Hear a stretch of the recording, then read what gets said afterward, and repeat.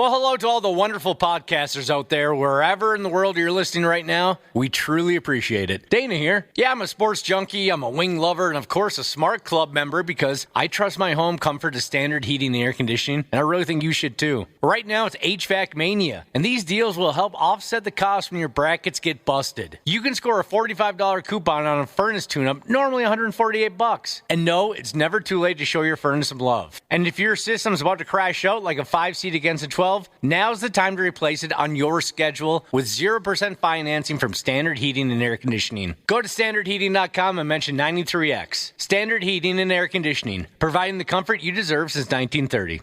The 93X Half-Assed Morning Show. 93.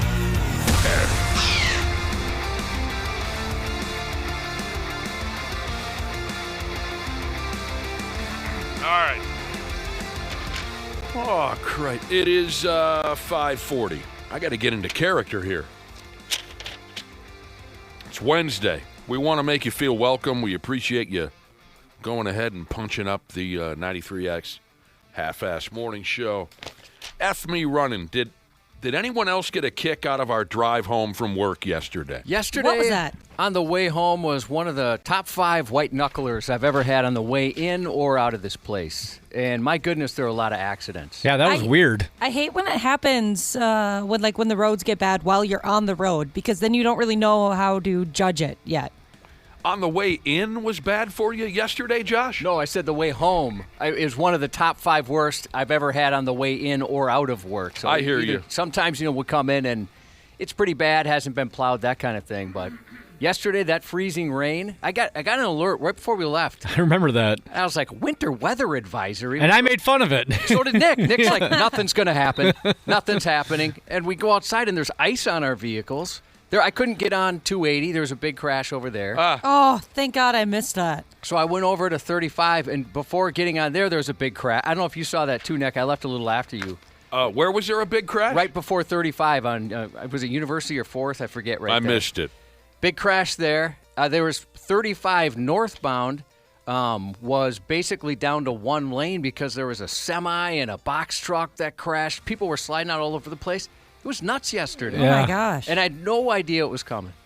Our drive home from work time is a little out of the ordinary. We're usually cartwheeling out of the building around 10:30, 11 o'clock in the morning. And that's around the time. Cubby and I both bolted Summers around that time yesterday, and it was quite possibly the iciest road conditions I'd ever driven upon. And I got to admit, it became straight-up comedy. The fun part for me was watching people merge into traffic and suddenly realize just how icy the roads were. Yeah, that's always fun. I watched 2 or 3 people, and they all looked around when they got out onto the roadway. They all looked around as if they were thinking, why is everybody going so slow? And then when their vehicle began to fishtail uncontrollably, it dawned upon them that we were all attempting to drive on a perfectly formed sheet of ice. Never saw anybody crash. Everybody was able to hold it together. But on the freeway and on my side streets, people were struggling to keep her out the ditches. I'm telling you, as treacherous as it was, maybe it was a lack of sleep, but as treacherous as it was also hilarious. I couldn't help but enjoy it a little bit. I know what you mean, yeah. Usually it's like a 23 to 25-minute drive for me. It took me an hour. Oh, my gosh. But I had to go a completely different way. And I then suppose. There's so many accidents. Dang. Yep. Yeah, you're right, though. Some people were like, I'm still going to go as fast as I want to go, despite everybody else. And then one guy I saw slide almost into the back of a semi. I thought, he's dead. He decided to cut across all lanes of traffic as fast as he possibly could. That's smart even when the roads aren't icy. Yeah, exactly. Yeah, there's some dummies out there yesterday, and you probably drove by him in a ditch somewhere. That was a hell of a deal. Hell of a deal. Quickly as it showed up, it was gone. I know. Then all of a sudden the sun was out and it was a perfect day. Yeah, why all of a sudden it got really warm out? What is happening? I went out and got the mail like an hour after I got home, and I had salted my driveway, so I'm sure that helped. But pretty much everywhere it was just started to melt. Yeah. Ah, man. We made her. Everybody was able to make her home. Oh, wow. And as soon as I got home, I jumped right on social media and I started vague posting.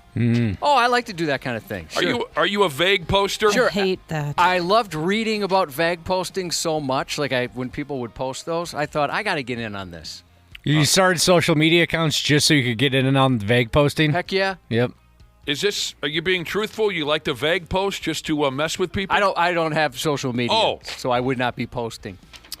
I was reading. I'll post something like, there's this new trend that I really want to get into, and I just leave it at that. Oh my god! I honestly, that stuff pisses me off so much. It's pretty annoying. I've been reading about vague posting this morning. Everybody's doing it. Also, not being a social media type person, I'm not. I can't say that I've ever seen a vague post. Even worse, though. I know a vague talker, a vague speaker, where everything's a riddle. Oh, yeah. And it drives me up the effing wall. I know a guy who this is his game. Saw your buddy today. And then I have to guess who he's referring to. Oh. It drives me friggin' nuts. Hey, I read that your favorite band's coming to town. Okay, that could be any number of. So I'm somewhat familiar with the game. I've been doing this thing lately, and it's like it's a bad crutch. I don't know what's going on at home, and my husband's been, I guess, not so nice about it. I keep going like, hey, you know what I'm thinking? And he's like, no, how could I possibly know what you're thinking? I'm like, oh, all right, sorry. I don't know why I keep doing that. Or I'll be like, you know what I was wondering the other day? He's like, what? What? We just get to it right away. You ask him to guess what you were thinking or guess what you were wondering? I was like, I'm sorry. I don't know why I can't stop doing it. Oh, that's awful, Ashley. I know. I feel so bad. I have a friend who likes to vague text, and it's usually because he wants to be the first person to tell you something. And it's usually things everybody already knew, like a big breaking story or something like that. And so he'll just send something like, hey, how about that news, huh? And then you have to say, it always ends with a huh. And then you have to say, oh, what news? Oh, you hadn't heard? He wants to be that guy. That's the dude I was just explaining that I cross paths with now and again. Everything is a riddle. Everything is a guessing game. And I don't know why we have to continue to do this. Vague posting is a thing. It's trending. Vague posting is when you share something that's intentionally vague. So you might seem like you're making a point, but you're not. Here's an example. You go on social media. Who is Sabrina Carpenter again? Is she that super hot little number that you got? She's little blonde. She's 5 feet tall. Okay. You might go on social media and post this. Sabrina Carpenter was right. Oh, about what? Just to drive more clicks to your page and make people ask, well, what was she right about? Frustrating. Again, I've never experienced it firsthand, but I know a vague talker, a vague speaker. It's a constant riddle. I will admit to some vague posting when I was in college. Ashley, I think you remember this phenomenon. Facebook went back before Facebook was completely ruined. It was actually kind of fun. They had a relationship status. You could put single, in a relationship, or it's complicated. Oh, I loved that. And I'd always leave it as it's complicated because that created a little intrigue, you know? Well, what's going on? Is he single? Is he dating somebody? Dork. What's going on? We're trying So to create something? Yeah. Well, if you were dating somebody, I'd imagine they'd be like, what the hell, dude? Exactly. Why would you post something like that? Yeah, I remember the people talking about the it's complicated. Mm-hmm. That was fun. I suppose you could kind of upset your significant other on purpose that way if you're looking to mess with them. Yeah. Keep them on their toes. Oh, yeah, we used to do that. And it's kind of like those red light, green light parties back in college where if you go to a party and you're single, you wear a green shirt. If you're in a relationship, you wear a red shirt. Or if you're somewhere in between, you wear the yellow shirt. Did any couples ever show up like one was in a green and one was in a red? Oh, wait, what are you trying to say? They're pointing at you like, wait, what? Huh? I thought we had something going here. The red light, green light party. Mm-hmm. I've never been to something like that. Something happened. Something happened in the. I don't know. I don't know if I want to call it a generation. Generationally happened, but but I don't know. How much older are Josh and I than you? 10, 12 years? 10, 12 years, yeah. Yeah, 10 years. I'm 10, and you're a couple more. Something happened between the time Josh and I hit 21 and then you hit 21. We never had themed parties. I love a themed party. You seem to have, when you were a young person, been a part of many themed parties. Definitely. The red light, green light, corporate hose and CEOs parties, those are always a blast. Oh, yeah. I've heard about that. That was a lot of fun. My buddy still goes to some. He's like his friend, well, mostly his wife's friends group will host a bunch of themed parties. Even as like full-grown adults, Oh, yeah. not just college kids? I think he's 45. Oh, wow. Something like that. And I you know, want to he's, be in that friend group. do you really? Yeah, that'd be such- so fun. I was talking to him about it yesterday, as a matter of fact, because he's such a good. Like, I wouldn't want to come across as rude or anything, but that does not appeal to me at all. I'd feel, and it's more just about me. I'd feel kind of Yeah. weird. Like I feel like I couldn't pull it off. I would nail hosting a theme party. Oh, I bet you would, actually. I love doing that kind of stuff. Give me a theme. Why don't Well- you do it? Well, what route do you want to go first? Let's say in 2 weeks, you're in charge of throwing a theme party for us and all your friends and all our friends. What would you go with? What would be your top pick for a themed party? Star Wars, Game of Thrones. I really excel at anything like dark, so maybe like a gothic. That's type what I of was party. picturing. That'd be cool. Like, but you've never seen Nightmare Before Christmas. Yeah, that movie. I could see you really getting into that if you watched it. Oh yeah, maybe Oh. I'd do that Nightmare Before Christmas party. I already Wednesday Addams. Yes, I already figured out my son's first birthday party theme. Okay, you've already figured out your child's first birthday, which is, when is October? August August 17th. All right, go ahead. So it's going to be pool themed, so billiards themed, because Pocket billiards. every month it's like a common trend to take a picture of them at like 1 month, 2 month, 3 month, and you're supposed to. Most people have a theme, and I've always put him on the pool table we have downstairs, and I put the corresponding pool ball next to him, like, oh yeah, 6 months. Oh, I Here's, see. six. Sure. fun. It's adorable. So that's the theme we're going for, and so you usually have a sign up with like a cute little slogan for the theme of the birthday party, and mine's going to be cue the fun, Calvin is one. I love that. All right, can I stop you there? Yeah. That is fantastic. Josh's heart just melted. I'm upset with my wife that she's never shown me these pictures. Like, sometimes she'll Oh, yeah. show me pictures you post, but she's never shown me those. I can start sending them to you. Yeah, if you would, that'd be awesome. Absolutely. And then cue the fun. Kelvin, you called him. Yep. I thought it was Calvin. Calvin, sorry. Cue the fun. I don't think you have to apologize. Kelvin or Calvin is one. So there's a picture of them, of the kid. What is he doing? He's sitting on a pool table next to the one ball? Yeah. Okay. Well, that's what, and then there's pictures of him sitting next to the two. And then three. people come over to celebrate. What do Yep. we have to do to align ourselves in the theme? Oh, I guess I didn't. Do we have think to about wear, what you guys would wear. Not golf attire? Sorry, that was another idea I had for his birthday. Let me think. What do we do? Do I wear a half of us are stripes, the other half of us are solids? Oh, or that's such a good idea. I love that. Well, I'm just vague posting here. I'm That trying is to. such a cute idea. Everybody has to wear a pool glove. Oh, I got one of those. I can bring my dopey. What do you call the thing you put your pool cues Pool in? case, My yeah. pool. I can bring Pool my cue case. I case. can bring, because I'm a pool player. At your goth party, are the solo cups black instead of red? 100%. Do we communicate much with each other at the goth No. party? Or We all stare at our feet? We all sit in separate corners with the lights off. I was just gonna ask. You got to pick me out the best corner of the room to sit in. I've got a And great I'm not one. talking about sitting in a chair. I'm talking about sitting on the floor in the corner of the room. And you're facing the corner. Yes. Yeah. There's just one candle lit. the Black whole time. lipstick, mascara, Sad, depressing. We're listening to Evanescence. huge T-shirts and huge pants.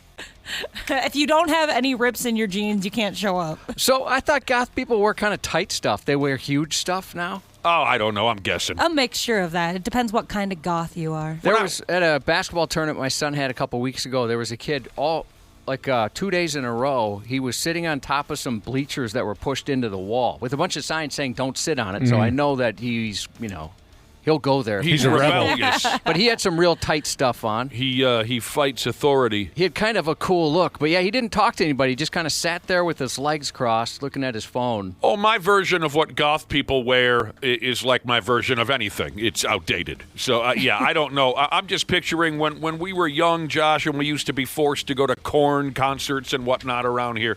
Everyone was wearing the massive pants and the oversized black T-shirt. That was So I'm sure my memory of or my knowledge of goth fashion is lacking. Did Korn kind of start that thing? It seems like it was really revolved around those guys. Or maybe just if you like to dress like that, people said you better like Korn. I don't know if they were the pioneers. Because that's what I always think of with that style of clothing. I think it's a chicken and egg thing. What came first? Do we dye the beer black? Yes. The beer is even dyed black. Yeah, and the women have to tease their hair. Do you guys remember that? Girls used to do that. I don't exactly know what that means. Like, you're stupid hair. No. Worst hair of all, like that kind of teasing? You take a part of your hair and you, like, comb the opposite way under it because then it, like, puffs up and kind of stays in that shape. I know the look you're talking about, actually. I used to do that to my hair. Oh, kill me. That was do you have any bad. pictures of that? Yeah, I do. I got to see You'll those. love them. Yeah, when I was in school, all the gals had big hair. Is there a difference between big hair and teased hair?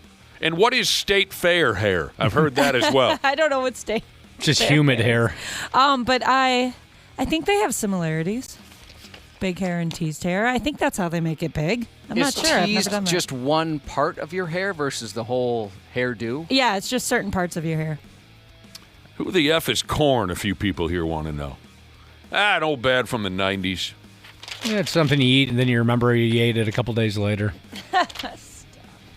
But they're making reference to that moment where I embarrassed the radio station many, many, many years ago. If you haven't heard the story, Metallica was playing in town. The opening band was Korn. I was totally unaware of the opening band. Not only I was totally unaware that there was an opening band at all. My old radio partner and I showed up at Target Center a handful of minutes before Metallica went on stage. We walked into our 93X suite. We sat down on a couch. Next thing you know, here comes our promotions director lady, and she's got 5 very interesting-looking young dudes behind her, and they're all dressed in this goth style. I just thought they were local friends of the radio station or something. And our promotions lady, and all these 5 guys are looking directly at me and my ex-radio partner. They're all standing above us as we're seated on the couch, and the promotions lady says, "Can you 2 guys get up out of that couch? Korn needs a place to sit." And, of course, it's loud. Metallica's playing in the background. And I said, "Who the F is Korn?" Well, it was them. It was the band was standing right behind her. They wanted a place to sit. So I found a picture from my goth stage. It's summer goth. I'm sorry? You found a picture of you? Yeah, from my goth. Oh. Summer goth. You can kind of see that my hair is definitely different. You can't really see the top, which sucks because that's where I would tease it the most. But, yeah, check that out. All right. I need that to come closer to me because of my glasses. So this is you as a goth character? Yeah. Do you like the eye makeup? Well, you don't look goth at all. You look like a typical like college girl. Oh, thank you. College, thank you. I think I'm like... Well, just tell me, what about this? Josh, she's wearing a little pair of blue jean shorts. Black. Oh, okay. The dark blue, black. Okay, she's wearing black shorts, just regular looking, a black and white striped shirt, and you have beautiful blonde hair. What about this? Thank you about the hair. And your nails, your nails are painted red. So what about this appearance as goth? So the bangs. The bang. Yeah, like the way my hair is. Well, you look very cute. How old were you there? Thank you. Let's see. This is in 2012. I was... That's 14, I think. Oh, no wonder you were Something trouble. around there. I think I did that math right. You're 14 in that picture? I think I did that math No right. wonder you were trouble. Is there any way I could see that without having to get up? Yeah, absolutely. Oh, no, I don't want you to walk. I'll get up. Oh, God, it hurts.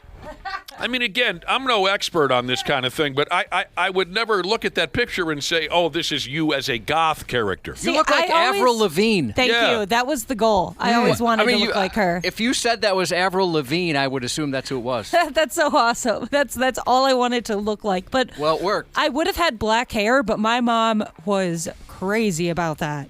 She would not let me color my hair. Well, you were a cute kid. Tattooed Lowlife Jesus said he thought the band The Cure was the one who started the whole goth. Oh. Yeah, they had a look. Oh, dude. I had a buddy who was obsessed with The Cure. Every shirt he had was The Cure. I mean, Really? He loved them. I never knew one dude who was into The Cure. All the gals at my high school were into The Cure. It could be because he had 4 older sisters and they were into The Cure. But yeah, and he also, after The Cure, it was Guns N' Roses. He became obsessed with Guns N' Roses. Oh, yeah. I mean, yeah, that's a good guess. Who started the goth movement, at least musically speaking? I'd have no problem if we go ahead and select The Cure. That lead singer. Nobody wore more clothing on stage than that dude. He had two, it appeared to me he had 2 pair of pants, 6 shirts. Have you seen all him? of it oversized. Yeah, they had a thing there in the late 80s. What was the question? Have you seen him lately, I Robert haven't Smith? Seen him since I was in high school. Yeah, he's still holding on to the look. Oh, And yeah? As a 70-some-year-old man or whatever he is, maybe he's in his mid to late 60s, it's not holding up well. Oh, no. Here, I'll show you. Oh my Oh, God. dude. What happened? Well, he Just is- let yourself look like a 66-year-old or whatever But he is. really, honestly, that's what I remember him always looking like. I want to wash his hair. I understand he's a very nice guy and he got a great sense of humor, totally understands any Cure jokes, you know what I mean? Like he doesn't take himself too seriously, but yeah, he is still hanging on to that look. Oh, man. Monday, I don't care so much. They had a couple Tuesday, catchy tunes. I don't think it's right. Wednesday blows and Thursday sucks, but Friday, I'm in love. Ashley, people are saying you weren't goth, you were emo. Yeah, I think that's probably the I've word. always used those interchangeably, but I probably shouldn't. I have too, but I think I can see the difference. Yeah, definitely. Yeah, like I said, my mom was very opinionated on my hair, so I wanted to be goth. I just couldn't get it done. You could never be goth, Josh. Cubby could never be goth. Nope. There's too much joy. Is it goth like kind of you're rebelling a bit against your parents even? That's Yeah. hilarious that you wanted to live the goth style, but you refused to rebel against your parents. Yeah, dude, I was terrified of my parents. Oh, you're a horrible goth. You broke the number 1 rule. There's too much joy and positivity You got to find it. in Cubby's soul. Sometimes you got to To look be- hard, but it's worth the voyage. None of that joy and positivity is directed at yourself. No, there's a lot of hatred. You have there. a lot of outward joy and positivity, In way other too people. much for other people, for you to be goth. No one would buy it. I could picture Josh painting his fingernails black, putting some gauges in the ears, little eyeliner or Dude, mascara. I'm picturing the eyeliner, Dana, Yeah. and it's making my day. Can I please put eyeliner on you? You know what? I have played Pretty Pretty Princess when my daughter was young. And I've said it before. I'm not confident about anything, but I am confident I make a halfway attractive woman. If I can see it. If you had to, put some makeup on me and, a nice dress or something. I think I can pull it off. I bet you could. Somewhat decently. The calves ruin it, though. The very manly calves. Yeah, the leg hair. The Yeah. only place I can grow hair on my body, and it's outrageous. Would you make your calves more feminine for us, Josh? Only after a certain point. What else is going on around here on this Wednesday?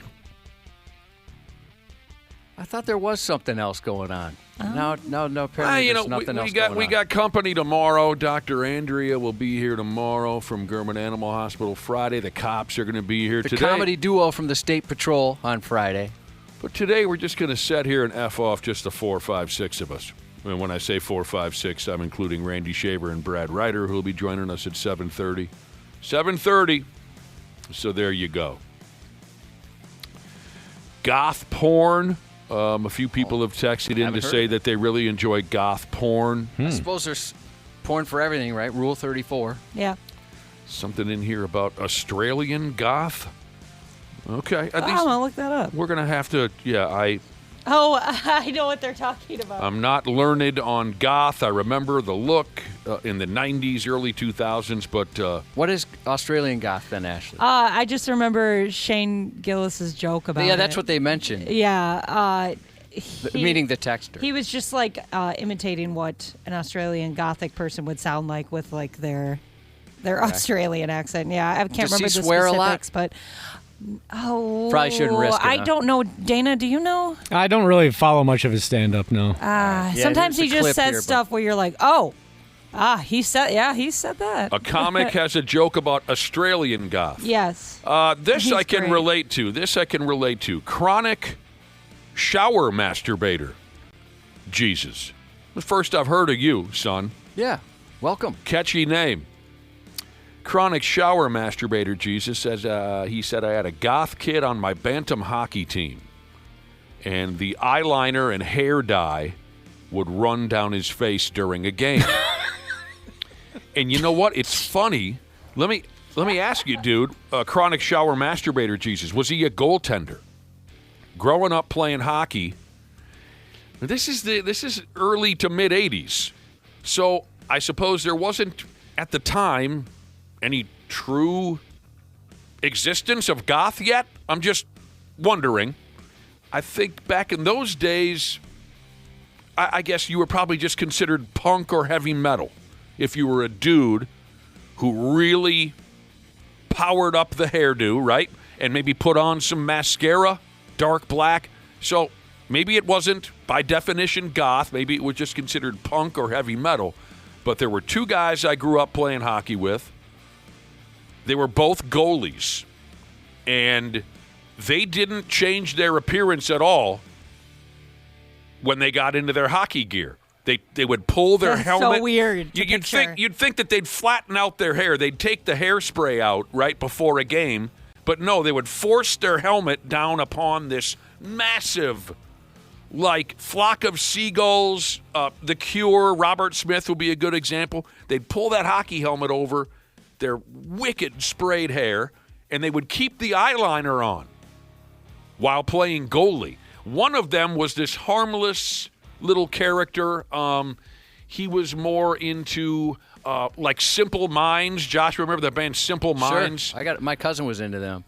So I wasn't fearful of that dude. The other dude with the big hair and the black eyeliner who was a goalie was way into the dark Sabbath. Who else would be in there in the early 80s, Josh, aside from Sabbath? Slayer, that kind of mid-80s. So I got to be honest with you, and he was a big dude. This other goalie, the Simple Minds kid, was a smaller dude. The Sabbath goaltender with the black eyeliner, big black hair, he was a big guy also. So I have to admit that when I scored on him, I did zero. I celebrated zero. I would just turn. I would turn and go back to the face-off circle because I was truly fearful of this kid. He never said a word. Just sit there in the locker room with his huge hair and his black eyeliner. None of us knew how to talk to them when we didn't know how to deal with them. Has there ever been like a goth professional athlete? You know, I don't necessarily picture them as athletes. Let's like go with Dennis Rodman. Oh, that's a great one. Yeah, that's got to be the most famous. I was kind of, Caleb Williams gets a lot of crap because he paints his nails. I love that I he wouldn't does call that. him goth or anything like that. He paints his nails. That's about it. The Bears quarterback? Yeah. I mean, Dennis Rodman tried a little bit of everything. One game he was very brightly colored. Other games he looked a little more moody and scary. But that's my guess. Dennis Rodman. do you guys remember that volleyball player? Volleyball. I It don't was know from, a like, single couple volleyball It player. was from a couple years ago. She went viral. So I believe No. I thought we talked about her for a little bit, and she was like very goth. No, I don't as remember. goth as they can be. I think she even wore made her skin more pale. I don't with her remember the foundation or whatever. volleyball team. Wasn't there a basketball player named like Birdman Anderson. Oh, yes. Oh, He was yeah. kind of eccentric. Oh, my God. His appearance was ridiculous. What was his first name? You got the right last name, Anderson. I thought they called him like the Bird. Or They the did. Bird, They called him the Birdman. Oh, Chris Anderson. Played for the Denver Nuggets. Head to toe, brightly colored tattoos, huge mohawk-type haircut. Maybe that wasn't technically goth, but he Yeah, not certainly goth, but- he certainly had a Yeah, he had like his unique- own kind of eccentric look.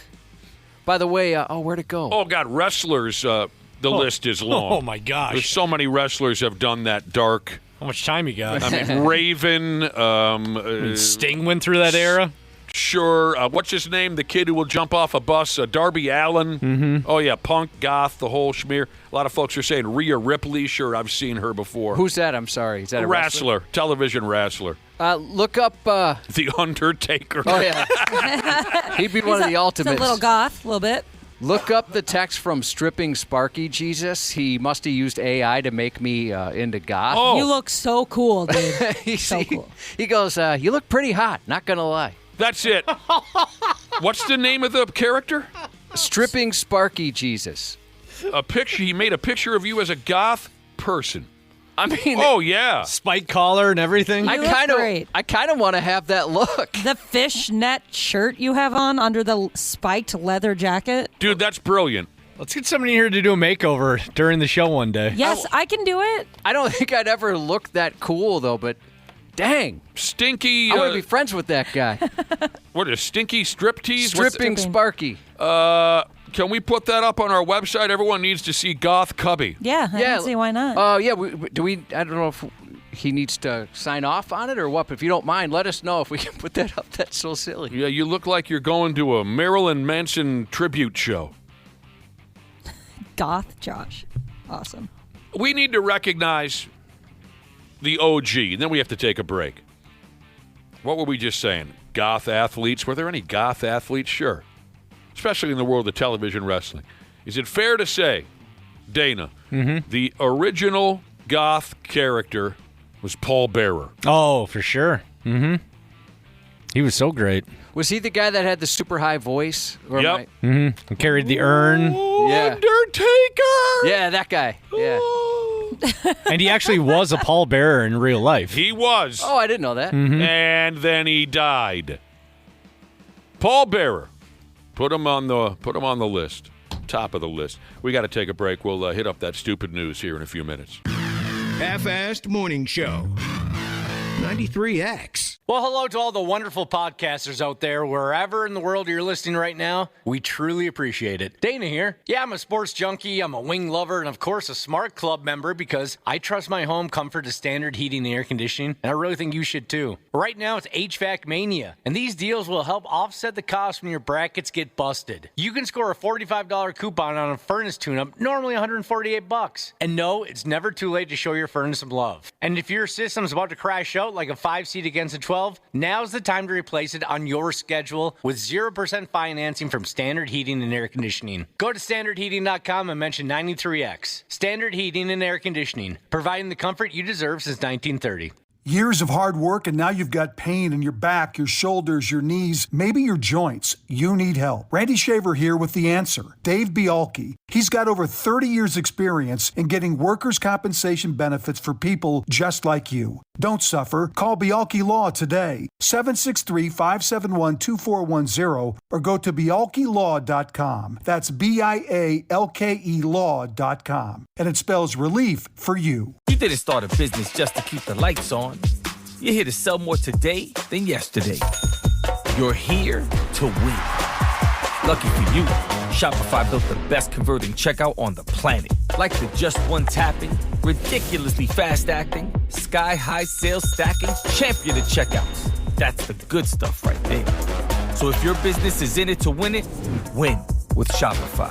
Start your free trial today at shopify.com/win. Stupid news on the Half-assed morning show.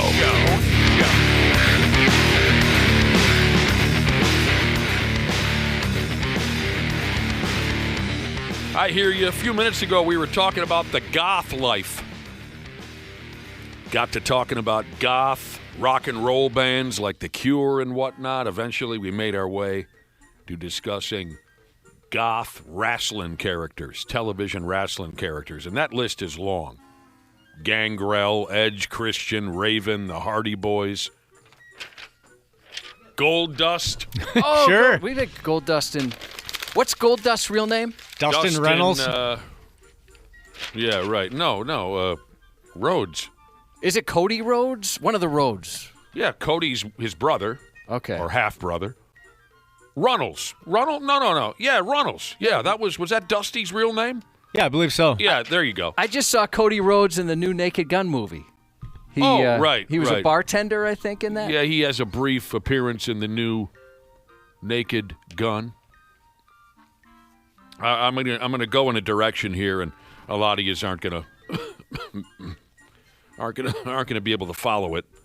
But I got to go off just for a second on the character Gold Dust, which I found to be so funny when Dustin was playing that role on the Double E.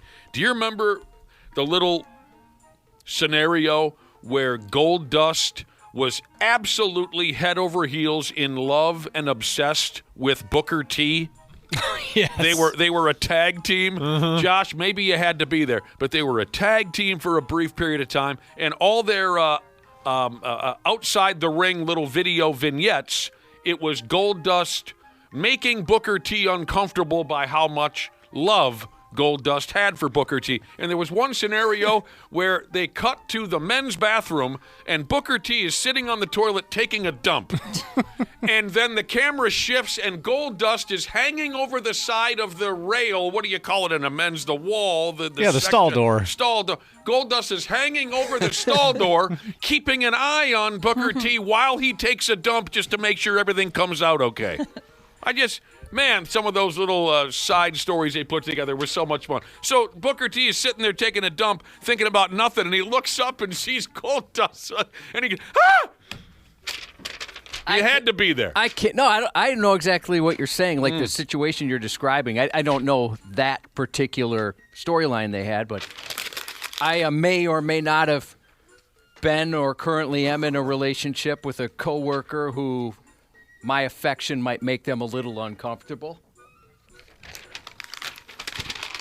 I mean, that could be a thing. That could be. And I don't know if you saw the face of one of our particular coworkers. I get a little uncomfortable at times. I know. I understand. He made eye contact with me after once he started talking about it. I want to stop. I can't stop. So we even explored the idea of Josh becoming a goth character. I would never buy it. If you know Josh, you could never buy him as a goth person because he has so much outward affection for people. It wouldn't work. A listener sent in an AI rendition of what Josh would look like as a goth character. It's beautiful. I think we're putting it up on 93x.com. Yeah, it's up there. If and when you ever become this character, Dirty 40 She's has texted in to say, we will have to call you Joth. When and if you become that character. My full name is Jothic. Yes, Joth. How mean are people being to me on social media if you already posted that? It's on 93x.com, so there's no comments. Gotcha. Yeah, I did that on purpose. I'm sorry. I want to expose you to the comments. Why on would social people media. be mean to you on social media? Well, especially any picture, I get destroyed. It's so pretty funny. much. Dishwasher. Just open your eyes, Joe. I try. I do. I don't know what happens. Honestly, it just feels like it's on purpose. I know. Just keep your eyes open and don't hold a beverage. Not that you're the one doing it on purpose, Josh. Like the people taking the picture. I Oh. think they're waiting for you to blink. It could be. And I think they take a lot of them rapid fire and then just post the one where you happen to blink. Yeah, I don't know. I don't know what's going on. Stupid Dishwasher, face. dude. You don't have a stupid face. I don't know how to control it. I've had this face for 50 years, and I still don't know how to control it. Dishwasher dude Jesus texted the show and said, was it Booker T? Was he the one that had the hoe train? No, that was the Godfather. Aluminum melting Jesus texted in, and he said the best. He's well aware of the Booker T Gold Dust promos where Gold Dust was totally in love with Booker T and kept his eyes on him at all times. Aluminum melting Jesus texted in to say the best Gold Dust Booker T promo I ever saw was Booker T walks into his bedroom and gets in bed with his woman. The lights go out, you hear some commotion, the lights come back on, and Gold Dust is in bed with him. There was something about those two together. They were just... There's no name on this text, but this person says they were the best tag team during that time, hands down. That was a lot of fun, Nick, but I think you'll agree that nothing The supermarket. Yes, nothing will ever top the supermarket. Stone Cold Steve Austin and Booker T just destroy a supermarket. And Booker T sells everything. Like, Stone Cold hits him with a box of cornflakes, and he acts like he just got hit in the face with, like, a tire iron. He sells it so well. It's just brilliant. Yeah. They had mayonnaise and chocolate milk and strawberry pie. And The cleanup in that supermarket that day must have taken a week. Joth. Yes. Yes, how can I help you? I'll try. It's hard to say on the fly like that. Joth, do you shop at Joth Topic? I did used to like that store. Oh, yeah, they had the nudie posters back in the day. That was great. And That place was Spencer's? cool. Mm-hmm. Oh, I love Spencer's. Oh, sure. Okay, here we go already. With the stupid news, Pennsylvania State University, by damn.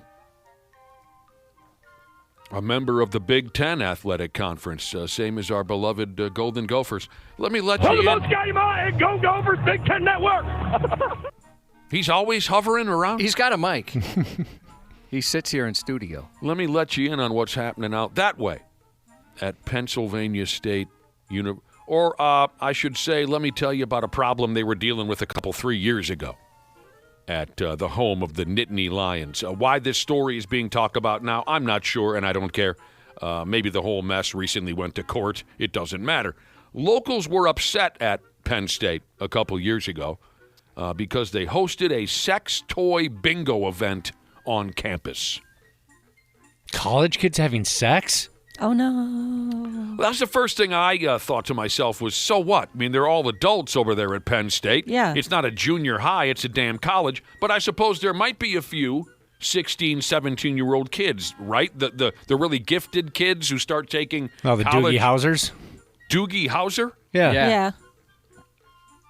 You don't remember that show? Neil Patrick Harris played a kid doctor? A doctor. Yeah, I remember the name, but no, I could not put two Yeah, and that two. was the bit of the show. Yeah, he went to college, and when he graduated college at like age 12 or something like that. Outside of 90s sitcoms, there are some kids who are 16, 17 who take college classes, right? They walk Yes. around. Oh, yeah. Right. Yep. So My wife even did. Jesus balls. So I suppose that's where the problem. At first I thought, so what? It's a college, but there are kids. Word is part of the issue is that that school funds were used to put on this dildo bingo party. So I guess some monies was used, and the folks who hand out that money maybe weren't aware that the cash was going to be spent on double-ended, battery-powered, rotating, rubbery, brightly colored 13 and a quarter inch imitation peckers. That could be part of the problem, too. Money was handed out, and maybe they weren't completely honest with what they were going to do with that money. Here's what else I have on the subject. Flyers were posted in the dormitories and whatnot, advertising dildo bingo nights, plural. More than one party was in the works. Oh, so here it is. Folks were upset that Penn State took no steps to protect students under the age of 18 from participating in dildo bingo parties. Folks were pissed. They called it a sexually themed activity, and younger people shouldn't be seeing things like that. Yeah, I can see them taking issue with people under 18 being there. Although, it's like as much as the sex toy thing doesn't appeal to me, but that people that are there are going to be a lot of fun. I think that'd be a fun event. Everybody's probably got a definitely. great sense of humor. Yes. And they're just looking for a good time. Well, in a lot of different ways, apparently. It'd be fun to go to something like that. I'd be down. Well, I mean, Jesus, we started talking about Goth life earlier this morning, and the reason we got on the topic of Goth life is Ashley was discussing throwing a theme party, and she thought maybe a Goth party would be fun. Why don't you throw a dildo party? And the easy joke is that, me and Dana and Josh would fit in perfectly at a dildo party. That's the easy joke. Why don't you throw a dildo party? That would work. There's a lot of funny penis decorations I could get. Yeah, I mean, just go to like a bachelorette party store of some sort. Exactly. Your age group of women, you don't have the 30 of you in one living room sex toy party. That was a thing from 15, 20 years ago, wasn't it? Yeah, I missed those. Yeah. There was a generation of women who twice a month they would go to someone's house and sit around and buy vibrators and dildos and strap-ons and drink wine. And that was a real trend for a while. Yeah, it was a big thing. I was always jealous of seeing those like in TV shows and like the dildo ones. And then there was always like the Tupperware parties. That seems fun to me. Wow, you went from one end to the other there. Yeah, no kidding. Dildos to Tupperware. You're jealous of both. You are well-rounded. The only two I've ever seen. Well, I have What heard about that candle parties? Those were big for a while. Oh, yeah. That's cool. you can keep your candles and your dildos in Tupperware. That perfect. I had one of my neighbors, she hosted a candle party at my townhouse back in the day. And I still don't know why she didn't really have it at hers. I'm That sorry. is weird. I'm sorry, I'm new to this. A candle party? Candle party, yeah. Those You were big for a sell while. candles? Like in the late 90s, it was pretty big. Yeah, you just sell candles. It was kind of like a pretty goofy cool. deal. That sounds freaking boring as all hell. I think they tried to make it as fun as possible, but yeah, she was kind of into that for a little bit. Wow. I remember my mom going to basket parties, too. What's that? Like Oh, yeah. You like Longa Burger baskets, I think the company was called. And it's just Longa Burger? Longa Burger baskets. And you just buy different types of boxes. Or Sounds delicious. Fries, onion rings, whatever. I was thinking that you like weave your own basket. No, you just it's kind of like the dildos. You just kind of pick out ones you want. Didn't she go to key parties quite a bit as well? How many baskets do you need? That's true. I think one basket, maybe two. It was the 90s, Ashley. It was a different time, okay? So it says here, trouble at Penn State University there a couple, 3 years ago. They were throwing dildo parties. There might have been some kids there that weren't of legal age to attend a dildo party. They spent some money, and people are or were upset. Going forward, and then backward, and then forward again, and then slightly backward like a dildo. It says here, going forward, people are hoping that Penn State is a little more careful next time the college kids up and throw a rubber dick party.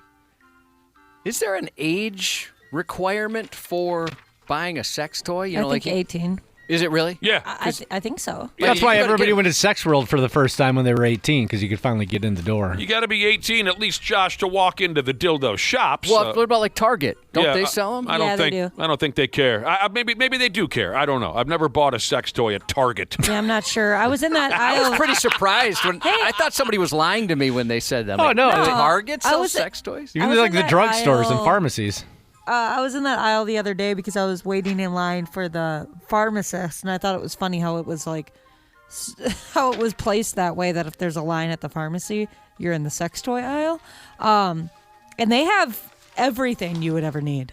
And don't they have them behind lock and key? So you got to first ask somebody to unlock it, and then you have to go to the register to present it to the person to buy it? Not at the Target I go to. Oh, okay. Thankfully. So what did we decide on? You can or cannot buy a dildo at Target under 18. Yeah, you can. But they don't sell dildo vibrators.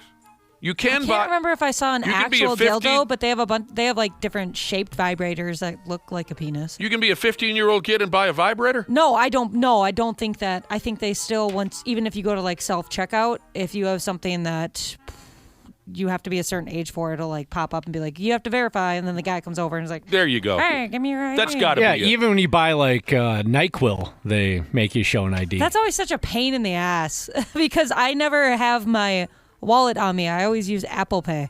And then I'm like, all right, well, let me go all the way out to my car. I remember the first time I had to show my ID to buy some of that duster spray, like to clean a keyboard. I'm like, what are you talking about? We know what you were doing with that. Yeah, Well, I had a problem. While we're talking dildonks, overpaid mechanic Jesus, I'll get there. Overpaid mechanic Jesus texted in. And he said, as a man, I find it unfair that there are 9,742 choices for imitation dongs, but us dudes have like 2 options, and they're terrible. For like a fake Burgine. Wolfpack Softball Jesus wants to know if the candle party I'm talking about was Party Light. Yes, that's what it was. Good memory. He said his mother-in-law used to work for them. Yeah, Party Light. A lot of candles were purchased at my townhome for whatever reason. Wow. That sounds like something I would hate to find myself involved in. Elementary. Yeah. Yeah, I mean, I wasn't involved other than here you go. Go ahead. Elementary music teacher Jesus said they went from sex toy parties to candle parties to jewelry parties to makeup parties to pampered chef parties. All sorts of way to spend money we didn't have fresh out of college. Oh, Pampered Chef. Heck yeah. But isn't that stuff expensive? Like fancy cooking gear and whatnot? Yeah. I'd love that, though. No name on this text message, but they say, just to clarify, you do not need to be over 18 to buy sex toys at Target. Don't ask me how I know. I just do. Interesting. Now, here's a specific setup that I hadn't heard of before today. We've all heard, certainly all of us have heard of people trading drugs for sex or sometimes sex for drugs. We're all familiar with those combinations, if you will. But this here, I'm just going to dump it on you and see where we can go with it. In Pittsburgh, we're still in Pennsylvania. This was all on purpose. Got to keep this theme going, Pennsylvania. A medic has been accused of trading medical gloves for pizza. Sure. How much? How many medical gloves? I never would. That's nothing I would think anyone would trade anything for. Right. So the dude, the medic, he would bring boxes of those skin-tight medical gloves to the ones that the doctors wear and whatnot. Yeah. He'd bring boxes of the gloves on over to his favorite pizzeria, and they'd give him a slice or two. That makes no sense. I think it would be cheaper. I mean, a box of gloves like that is only like $2. Are you sure about that? Yeah, we buy them. My husband uses them to clean up dog feces. So to clean up Does dog? he picks it up by hand? Yeah, it's just there's too much of it to not. So yeah, it's easier to just throw on some plastic gloves and do it that way. I've never heard of such a Your thing. husband Really? That's not the only person I know that does that. Your husband goes out in the yard with a pair of medical gloves on and picks up dog turds by hand? Yeah. Why? Because it's easier than trying to scoop it. Bending up and down all the time? And because then if you try to scoop it, then you smear it on the grass and on the ground. Well, and you wait for it to dry up. I gotta do this. There's no way. Really? No friggin' way my neighbors are ever going to watch me pick up dog turds by hand. I've even done it that way. It's actually a lot easier. I mean, it doesn't... actually, I've shook your hand before. It doesn't... I'm wearing gloves, Dana. It doesn't scare me. With the gloves on, doesn't scare me. I'm not afraid of disease or anything. I'm just saying that's so friggin' dumb, and there's no way I'm going to let my neighbors say, oh, my God, what is he doing out there? No, I will say this last time, usually he gets white medical gloves. This last time he got clear, and I was like, that looks... Yeah, so he has feces smeared all over his rubber gloves. This is the dumbest thing I've heard all day long. No, I mean, it doesn't really get that gross. I've never seen him have brown hands because of it. How does he not have brown hands because of it? I don't know. He doesn't sit there and smush it into his hand. He's it's just rub it between his hands. I've just never a quick boop boop. I've never heard about that. It is honestly, I judged him at first, but it's really convenient. I mean, we've geniuses are never recognized in their time. I'm telling you. Then you don't have to have anything else in your hands, just a bucket. You're good. You're good. How, again, I got to go back to this. How is it easier? Then you got a bucket next to you and a shovel, and you go, weep, because beep. sometimes it's hard to shovel one-handed. That is what about especially with 3 dogs, you're doing it so much that it's just all right, this is easier. Like a pooper scooper doesn't work for you guys? I've never had an actual, I don't even know how those contraptions work really. I'm so glad this happened. I mean, again, there's no real use in arguing which is the easier mode. It's just... I can't bend over at my age. The act... do we have to cover this again? You can bend over and touch your toes well, at 50 hurts. years It's old. Uncomfortable. The act of just using my hand, even with a glove on it, I just couldn't bring myself to do that once, let alone, let's say there's 26 piles in the yard. I would fear, Josh, that someone in my neighborhood is going to call the insane asylum. I'm just, okay, thank you to the people texting in. It's just like using a bag. Yes, Yeah. but 26 times as opposed to once. Yeah, but I don't know. You're doing it's different because you're doing it all at once versus spread out over Josh, are time. you going to put on a rubber glove and pick up dog turds? I'm not, but I won't judge. I mean, if that works for you guys. I had never heard of anybody. I mean, certainly, yeah, the bag if you're taking your dog on a walk, but in your backyard, I mean, you said it's $2 a box is Yeah. what? Well, so I was surprised anybody would trade for this. But Dental Babe Sheeza said they get a lot of people that ask about the gloves all the time. Someone just yesterday asked about it. What's that now? I'm sorry. I was wondering why, is there such a demand that people would trade for such a thing? Or I would never even consider thinking that'd be worthwhile for a trade. But, people are saying definitely people are into them. So again, the deal is a medic is trading medical gloves for pizza at his local pizza shop. So the first question I had was, and fortunately, there's no answer here in the story in front of me. But the first question I had was, why did the pizzeria want his stupid rubbery-smelling medical gloves? How was that a fair trade for the pizza shop? Yeah, I worked at restaurants, and we never wore gloves. You just wash your hands a lot. Outside of, the chefs, or I never really, cut the meat or anything like that. It was mostly, I was more like the vegetables and that kind of stuff.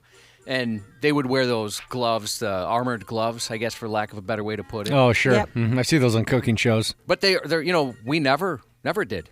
There was people that would mix food with just their hands, and it would be a lot of washing.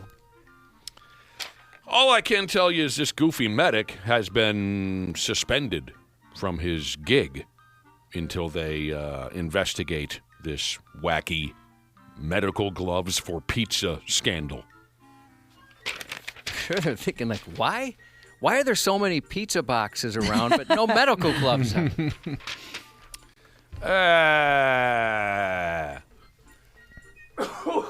Boy, this is touched a firestorm here. Yeah. With all the texts coming. My in. God. Yeah, it's overwhelming. I'm trying to keep up and see what most people are saying. A lot of people are on my side, which feels pretty good. There Some are a people lot. are telling me I need to buy somebody told me I need to buy a pitchfork type vibe, and that sounds pretty cool. Just a pitchfork then? Yeah, so you just stab, and that sounds like a lot of fun. Could you imagine? You look out your window, you see your neighbor, just a huge pitchfork. The thing is, Dirt, dirt, dirt. whether it be soft or an old pile that's hard, you can feel everything through those rubber gloves. I've worn those rubber gloves for this and that. You can feel everything. You can feel the softness of it. You can feel come on. You get used to it pretty You fast. got a perfectly good shovel leaning up against a house. I know I do. You can get a pooper scooper on Amazon for $20, actually.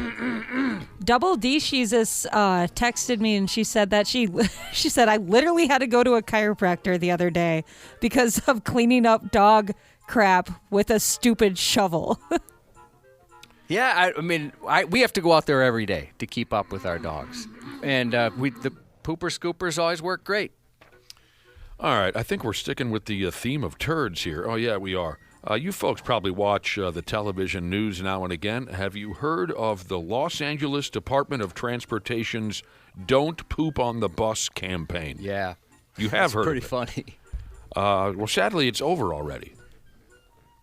The Los Angeles Department of Transportation has been forced, it says here, to scrap a video campaign that they put together. In the videos, they beg passengers not to drop a warm coiler on the floor of their city buses. The bus poopers won. They always do. Mm-hmm. They're committed. The reason they're putting a lid on the gimmick is unfortunately boring. The LA DOT officials said they pulled the video clips from YouTube. They say the videos were never supposed to be made public. They say the videos, which had the theme, if you see something, do something, they were only intended for on-board viewing to inform bus riders as to what to do if someone pinches a loaf onto the floor of the bus. You put on a rubber glove and you pick it up, according to Ashley. Yeah, there you go. Okay? Would So he they- pick they- up human poop with gloves? No, I'm not going near it. You want a human I don't pooper even, scooper? not even a shovel, not even a scooper. No, that's somebody else's issue. So again, they had this video campaign. It ended up on YouTube. Don't poop on the bus. The LA DOT says, well, we didn't mean for the general public to see these videos. I think they're a little embarrassed. So they're pulling them down. They're ending the campaign altogether. I'll tell you what I do if someone takes a dump on the floor of the bus. I go out the door of that bus at the next stop. Because you know what's next. 99 times out of 100, once a lunatic dumps wolf bait on the floor of the bus, the next step is where the lunatic picks that log up with their friggin' bare hands and they eat it or they smear it Ew. or they form an action figure out of it or they throw it. And Yeah. I refuse to be involved in that type of situation. I think I'd pull that cord, telling the bus, hey, just pull over here. I'm good. I'll walk the rest of the way. By the way, Double D Sheezus, is that who said that she had to go to the chiropractor for the shovel? Yeah. People are saying Double D Sheezus, they're not buying it. Oh, yeah. They think there's a clue in her name There might be some other issues going on. that suggests why there's back pain. Yeah, that's a good point. Touche.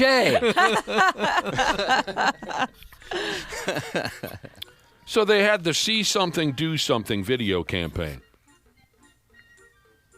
They made the videos to remind folks, well, I guess not remind folks, but to try to help folks know what to do if someone takes a crap on the floor of the bus. What else did they cover in these videos? They reminded people they're not allowed to smoke or drink on the bus. Now, some lucky regular bus riders did see these hilarious poop videos. Good. But the rest of us won't get the chance. Let's see. Just for the record, you know what else you're not allowed to do on a bus in Los Angeles? There's no fighting, no spitting, no harassment, no weapons, no urinating, no vomiting, no fingering, and no bare feet on a Los Angeles city bus. What was the one before the bare feet?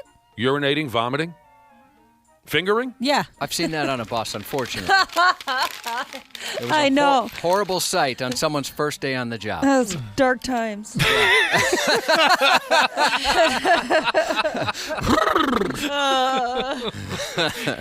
Can't unsee that one. Taxidermy Jesus wants to know if it's possible somebody saw that video and misunderstood and said, if you see something, deuce something. Maybe that's it. I do. It's kind of funny sometimes, and I'd imagine at times very embarrassing for companies when something like that, it's supposed to be internal, becomes public.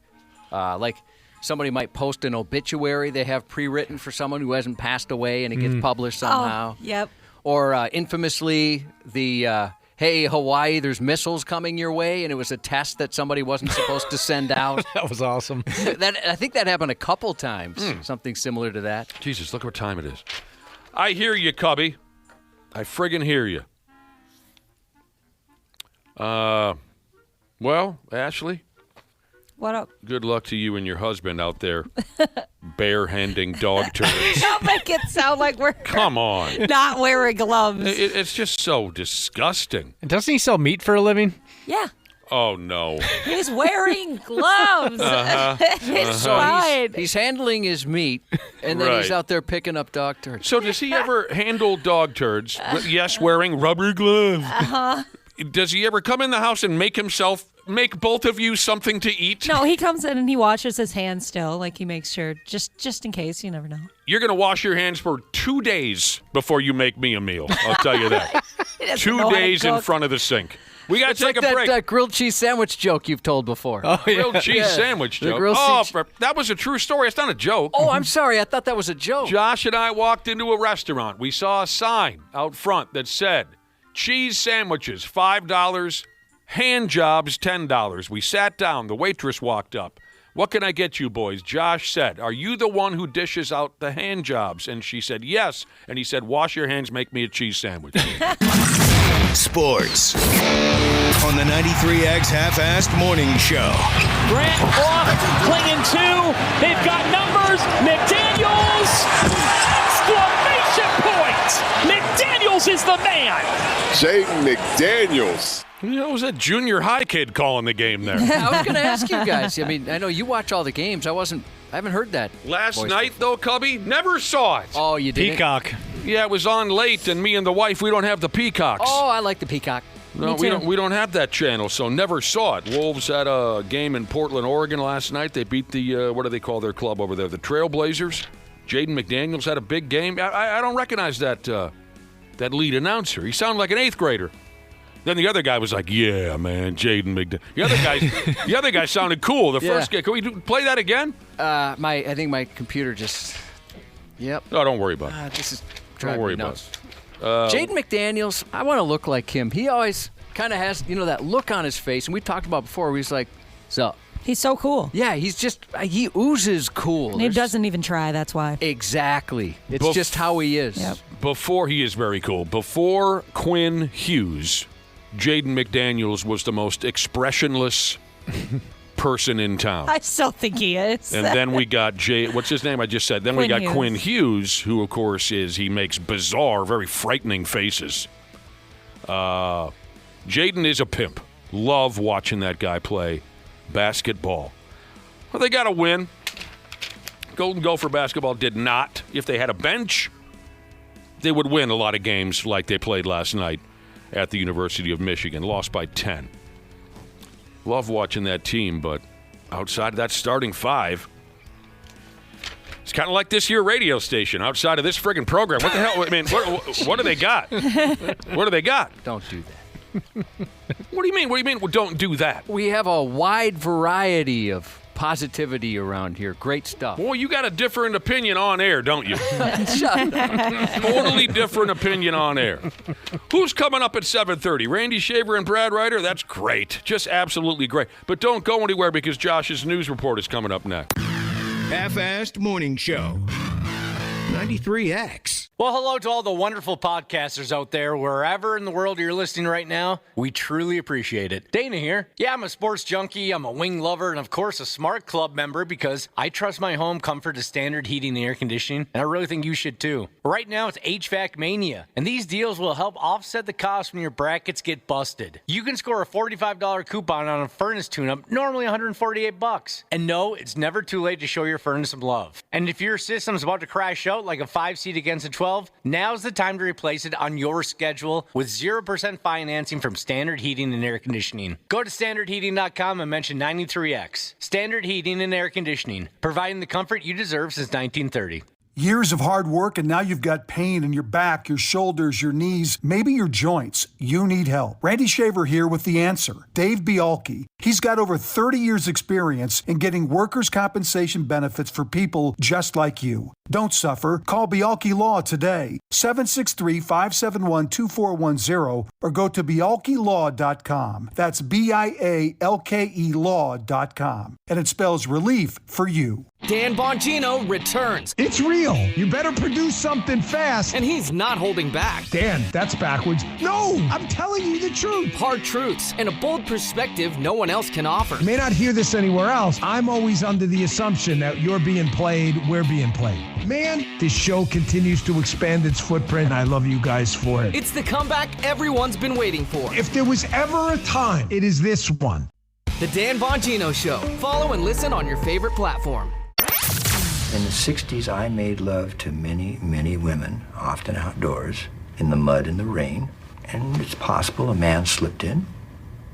Would be no way of knowing. The 93X Half-assed Morning Show.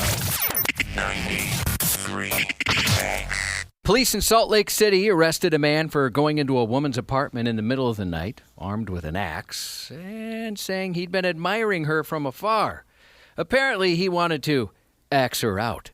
Police say a, quote, elderly woman woke up about 2 a.m. to let her dog out. And an elderly woman? Yeah, that's how they describe her. I mean, they could have just put the name in there. What does it matter how old she is? It seems weird that they would just call her elderly. Hey, this lady's old. This man was in love with an elderly person? He was, yes. Guy's got a type. Let him live. So she woke up at 2. I didn't say anything. I just meant in general. I was talking about the people that wrote this story that called her elderly. Maybe he's requested, that was his final request before jail. Sorry, I snapped at you. It's all right. Just bring it up. So she wakes up at 2 a.m. to let her dog out. And she went to the bathroom as well. Indoors. I'd imagine. While she was in the bathroom making her poopies and or peepees, she heard someone say hello at the front door. Oh, wow. No. She had left slightly open. No. Constipation problems over. When she exited the bathroom, she saw 34-year-old Chadwell Smith standing in her apartment holding an axe. Jesus. She also said he brought a knife with him and set it on top of the fridge. Do you think she, finished? She's like, hold on one second. Like I said, I don't think she had any problem finishing going to the bathroom. When at 2 o'clock in the morning she hears a voice in the hallway say hello. Everything falls out of you beyond your control at that particular moment. What if that did happen? He's like, oh, gosh, you know what? I'm leaving. Gross. I'm no longer attracted to you. You pooped your pants. The woman said Smith hugged her, then told her to sit down and began rubbing her legs and feet. She said while receiving the unsolicited spa services from the stranger, he told her he'd been watching and loving her for the past 6 months and wanted to ask her out. Boy, I would think this is it for me right here. Yep. But then he wanted to clean himself up for their first date, so he went into her bathroom and took a shower. Probably started jacking off. Probably. When officers arrived, he was lying shirtless on the victim's bed. They spoke with Smith, who admitted he walked in when he saw the victim's open door, thinking this was his shot. He also admitted he'd been watching her for months, and he added that he carried the axe and knife just to defend himself, just in case. Yeah. We got to put a collar on characters like this, Josh. That's pretty frightening. Yeah, he needs to be in a facility with maybe a daily psych visit or something like that. Oh, I can't imagine how I've told you scary that would be. told you before about my gal friend. I mean, you want to talk about thinking on your feet. And she was always very humble when she told this story and said, I just got lucky. She got out the shower one day, and there was a dude standing in her hallway. Never seen this guy before in her life. And he was just standing there. He wasn't holding a weapon, but it was obvious he shouldn't be there, and he had some terrible thoughts in mind, right? She instantly said, what room are you looking for? And he said nothing.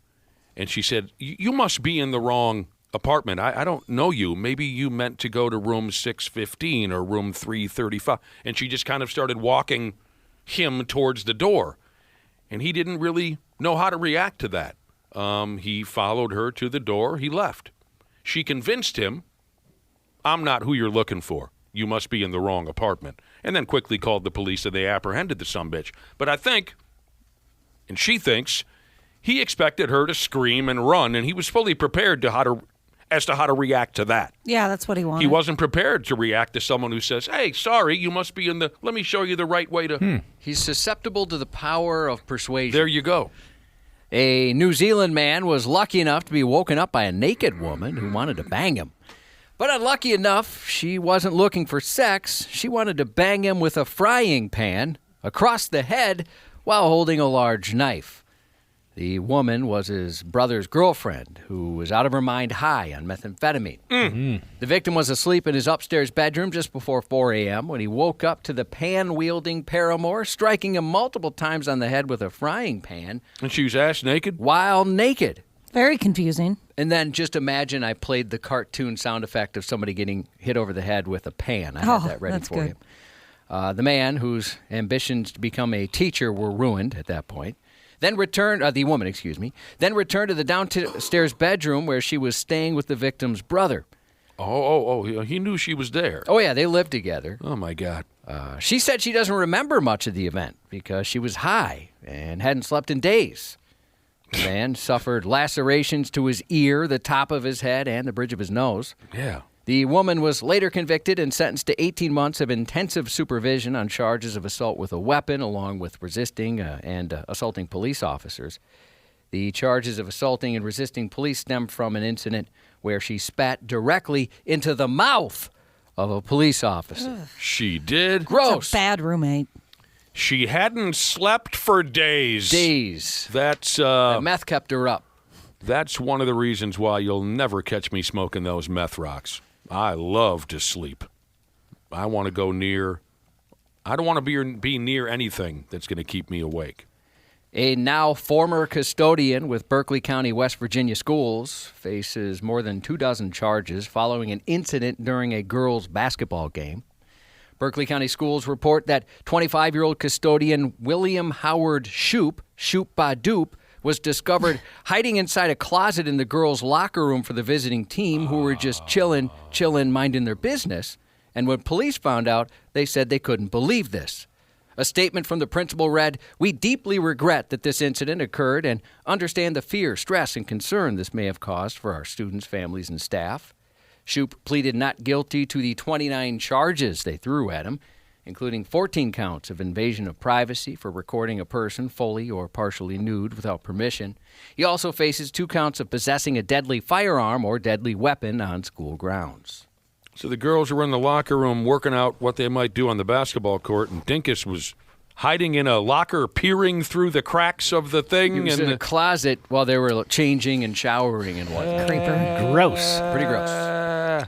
A Denver woman said she was left shocked and feeling violated after noticing a police drone hovering outside her window while she was taking a bath. "I was just playing on my phone, relaxing, and I saw a flashing light coming from the window," the woman said. "It was a drone, and I was like, oh my God." She called out to her boyfriend, who was also inside the apartment, and saw the drone flying close to their window. The couple estimated it was about 30 feet above the ground. When contacted, Denver police acknowledged the drone belonged to the department, but said it was part of a 4-month first responder program headed to call near the apartment. Police said the camera had been pointed in the other direction, but she said the encounter still left her uncomfortable.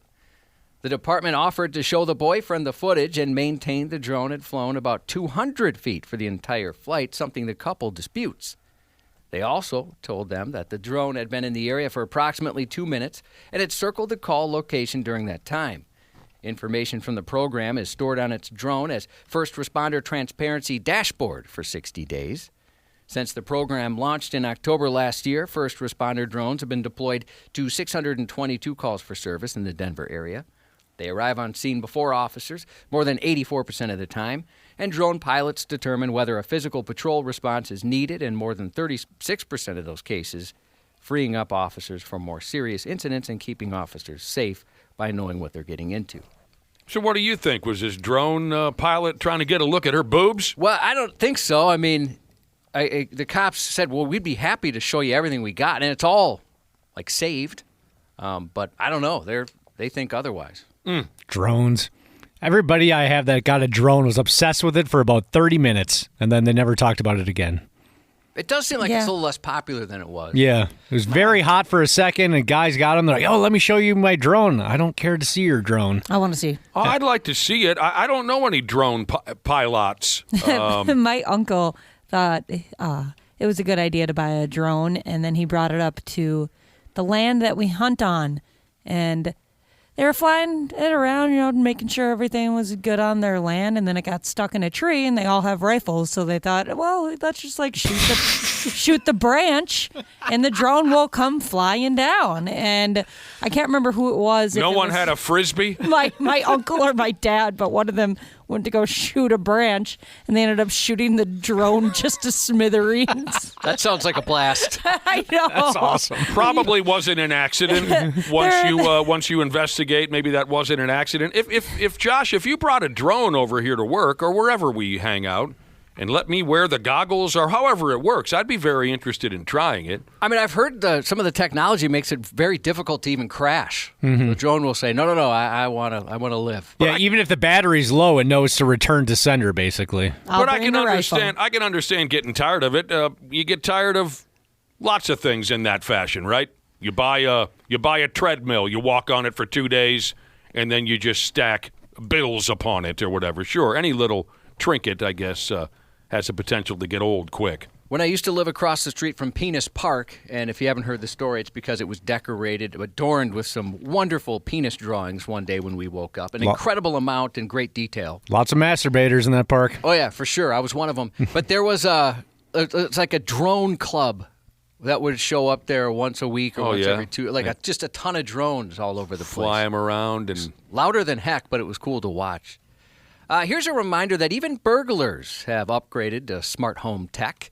Police in San Jose say criminals aren't just casing neighborhoods the old-fashioned way anymore. No peeking through blinds to get a glimpse of valuables or see if anyone's home. Instead, they're deploying tech to case houses. Investigators are looking into a case where a homeowner discovered a camouflage surveillance camera hidden inside shrubbery outside their home, neatly tucked into the bushes, aimed directly at the residents, suggesting it wasn't there to capture wildlife. Police believe the camera was used to monitor the occupants of the residence in preparation for a burglary or other criminal activity.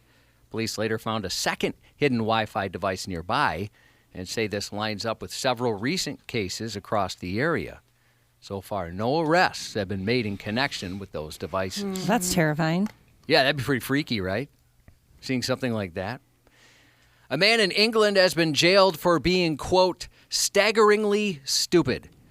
31-year-old Patrick Coe from Newcastle was sentenced to 3 years in prison after permanently tattooing 3 young children, believing the tattoos were only temporary, not understanding how a tattoo works.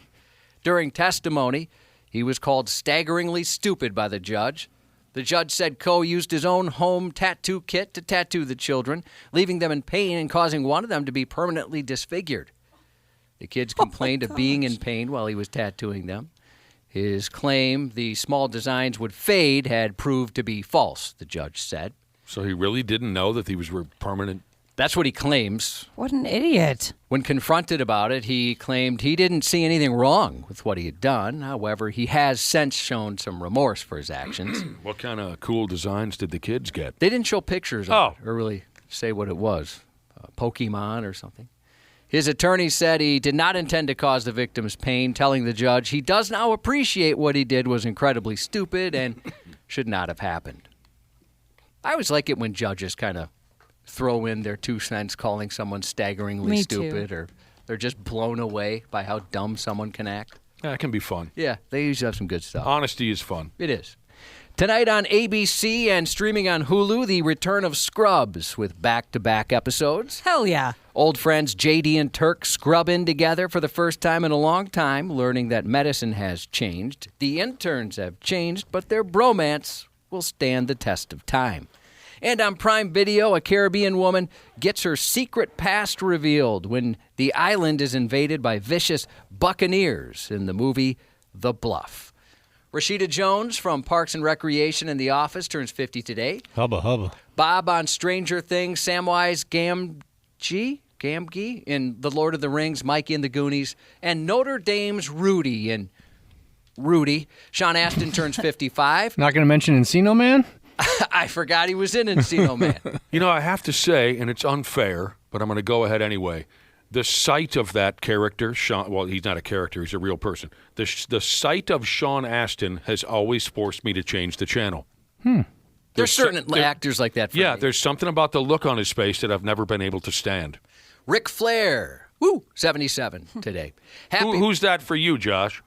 Nothing. I know I felt that way. I'll tell you, I remember something from when we first started working together.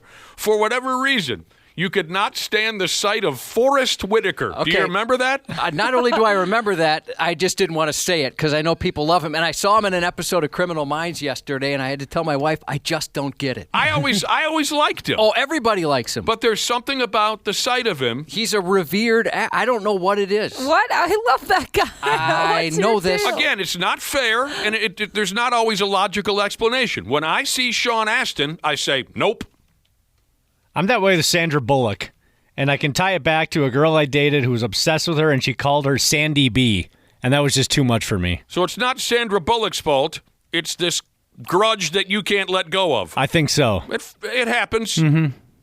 Yeah, I was afraid to say it, but yeah, I don't know why. It's not fair. The guy is a beloved actor. People love the guy, and he's been in a lot of great stuff. You know, Steven Tyler. I changed the channel. I wonder what that is. His face. No, I just mean like where it's not rational whatsoever. Well, it's just something about him. Yeah, mine is it Zoe Deschanel? Yeah, she's a new girl. Yeah, I don't know what it is about her. She's my person, and people are like, is it because she's hot? I'm like, no, I like plenty of hot people. And maybe I shouldn't have added the Steven Tyler thing in there because we're talking about people that we can't stand to look at for no good reason. I have very good reason. Steven Tyler, when he was I've heard him interviewed before where he comes off like the most delusional, arrogant ass that has ever lived. So leave that one out of the conversation. There is a very direct reason why I can't stand him. I mean, part of the reason for Forrest Whitaker, and I feel terrible saying this about the guy. It's his birthday. No, it's not. It's just an oddity, Josh. It's nothing personal. I think it's because sometimes they try and make him into this giant badass, And he just doesn't come across that way to me. What, you didn't see Fast Times when he played Jefferson? That dude, he mauled everybody on the football field. I he hear had a cool Trans Am, too. I hear you. Anyway, none of it really makes sense. That's what's fun about talking about it. We don't know why, but these people set us in the other direction. It's not fair, and I bet if I met him, I would absolutely fall in love. I'm sure that's the case. Probably a wonderful guy. I'd imagine. I've never heard a bad thing about him. Happy birthday to Bullet Club Jesus. Happy birthday to Stephanie from your husband. A happy 50th to What the Chuck Jesus from Tax Collector Jesus. Happy birthday to Craig's, I think it's usually Craig Rosensbeard Jesus from The One Jesus. Happy birthday to Zombie Princess Jesus, turning the big 05 today from Pig Floyd Jesus. We've got a zombie princess we out do. there. Yeah. Turning 5 today. That's a fun one. Oh. More anxiety than hair Jesus said he'd like to wish his wife, I don't want to say it. He'd like to wish his wife, the shingles bitch, a very happy birthday. And that's 93X. I didn't want to say it. The shingles bitch. That's what he called her. Got it. Okay, got it. Happy birthday to you. You deserve better, even though he's a hell of a guy. And that's 93X News. Randy Shaver and Brad Ryder on the Half-Ass Morning Show. What's going on, boys? What's going on? Oh, I don't know. A little bit of this and that. You doing all right, Brad Ryder? Yeah, I'm going to test this out. Oh, I'm echoing again. What's wrong? I don't hear him. My phone is echoing. I hear myself like 3 or 4 seconds after I talk. It's really no. annoying. I've had that problem before. Well, it's distracting. Sorry, Brad. You want to hang up and call back? I'm not sure it's going to solve anything. Want to just hang up? Wait a second. Dana, you want to just hang up and not call back? Wait. No, Dana, if you just did something, it worked. I pushed a button. Stop. There you go. I don't know what button I pushed. I just pushed. Dana, way to go. I just pushed a random button. Way to go, Dana. That a boy, Dana. Is it better now, Brad? It's much better. It is much better. The technological wizard of Dana Wessel. Mm-hmm. Cripes almighty. There's like 50 buttons in front of me, and I just pushed one of them. Just blind luck. That's how to do it. Mm-hmm. That's how. What does this do? Yep. What does this do? What does this do? Eventually, you'll get it right. I appreciate that. Thank you. That's a wonderful thing. Nice to have you boys along this morning. I don't know where we could go for starters. I never saw last night's Timberwolves game. Sounds like it was a good game. Started. Go ahead, Randy. I was just going to say, anytime you get a win on the road in the Western Conference, I think it's a great night. Portland's a good basketball team. They're getting better. Tough game. Jaden McDaniels was incredible last night. Did you get a chance to see it? You must have that Peacocks. Yep, I did. And obviously, what he brings to the table in the all-around game, he doesn't do it every night. It's not like a consistent 20 points, 8 rebounds, 6 assists, whatever. But last night it was super consistent, and the 5 blocks on top of everything else. He just had a great night. We were talking about Jaden earlier. We're all big fans of Jaden McDaniels. Yep. He's capable. See, here's the thing. He scores 27 points last night. Yep. And you mentioned 6 rebounds, 3 assists, 2 steals, and you mentioned the 5 blocks. Here's the thing that drives me nuts as a Timberwolves fan. He's capable of scoring in the 20s any given night. I personally wonder why more plays aren't run through him. Well, I was just about to say, I think the ball stops moving sometimes, with some of these guys when they're on the floor. Well, there's no doubt about that. And when the ball is moving around, he'll get more opportunities to score because he may not be the first option, but sometimes when the ball stops moving and it becomes a black hole or around one or two guys in particular, he's not going to get as many opportunities. I'd like to see their record, and I'm sure it's out there somewhere. I'd like to see their record when he scores 15 or more points. Right. Because I bet you it's pretty darn good, I'd like to see more possessions, Randy Shaver and Brad Ryder, where the ball is meant to go to Jaden McDaniels and the play revolves around him because he has a pure enough touch where he should be able to score 20 damn near any given night. Well, that's the thing about the Timberwolves. 4 of their 5 starters are capable of scoring from anywhere on the floor. So in order for everybody to get involved in the offense, the ball's got to move around. It can't just sit with one guy. Mm-hmm. And sometimes you see that with this team. When this team isn't playing as well as they are capable, Brad's right. The ball doesn't move. And it's obvious, and you notice it right away. You do. Mm-hmm. And I will say the Wolves are pretty good at when one guy has the hot hand, they are pretty good at getting the ball to that guy. And I think last night McDaniels got the ball quite a bit. He made 5 of 6 threes. He was hitting the shots. When he plays really well, guys like Julius Randle are more complementary players then. A little bit more assists and less points, that kind of thing. So there's a good balance that can be had by this team, but it all starts with the rotation of the ball. Hey, while I was sick last week, couple weeks ago, whatever, when I took a couple days off, that's when I get a chance to actually watch some television. Did anyone see a mini series? I don't know what they call it nowadays. It was like a 5, 6, 7 episode show called The Black Swan, The Black Duck, The Black Dog. What's his name? A younger guy. Well, he's not young. He's our age now. Jason Bateman. Yeah. Anybody? Yeah, I love Jason Bateman. Yeah, he's great. Yeah. Did anyone see the series? The Black Goose. Black Rabbit? Rabbit. The Black Rabbit. Yes, I did see it. You did? Yes. So my wife and I watched that series, last week ago, whenever I was sick. And Jason Bateman's character is this derelict who is a degenerate gambler like Randy Shaver. He lost in the series. There's a scene where he's admitting to his brother that he lost like $500,000 on one New York Knicks basketball game, right? Yep.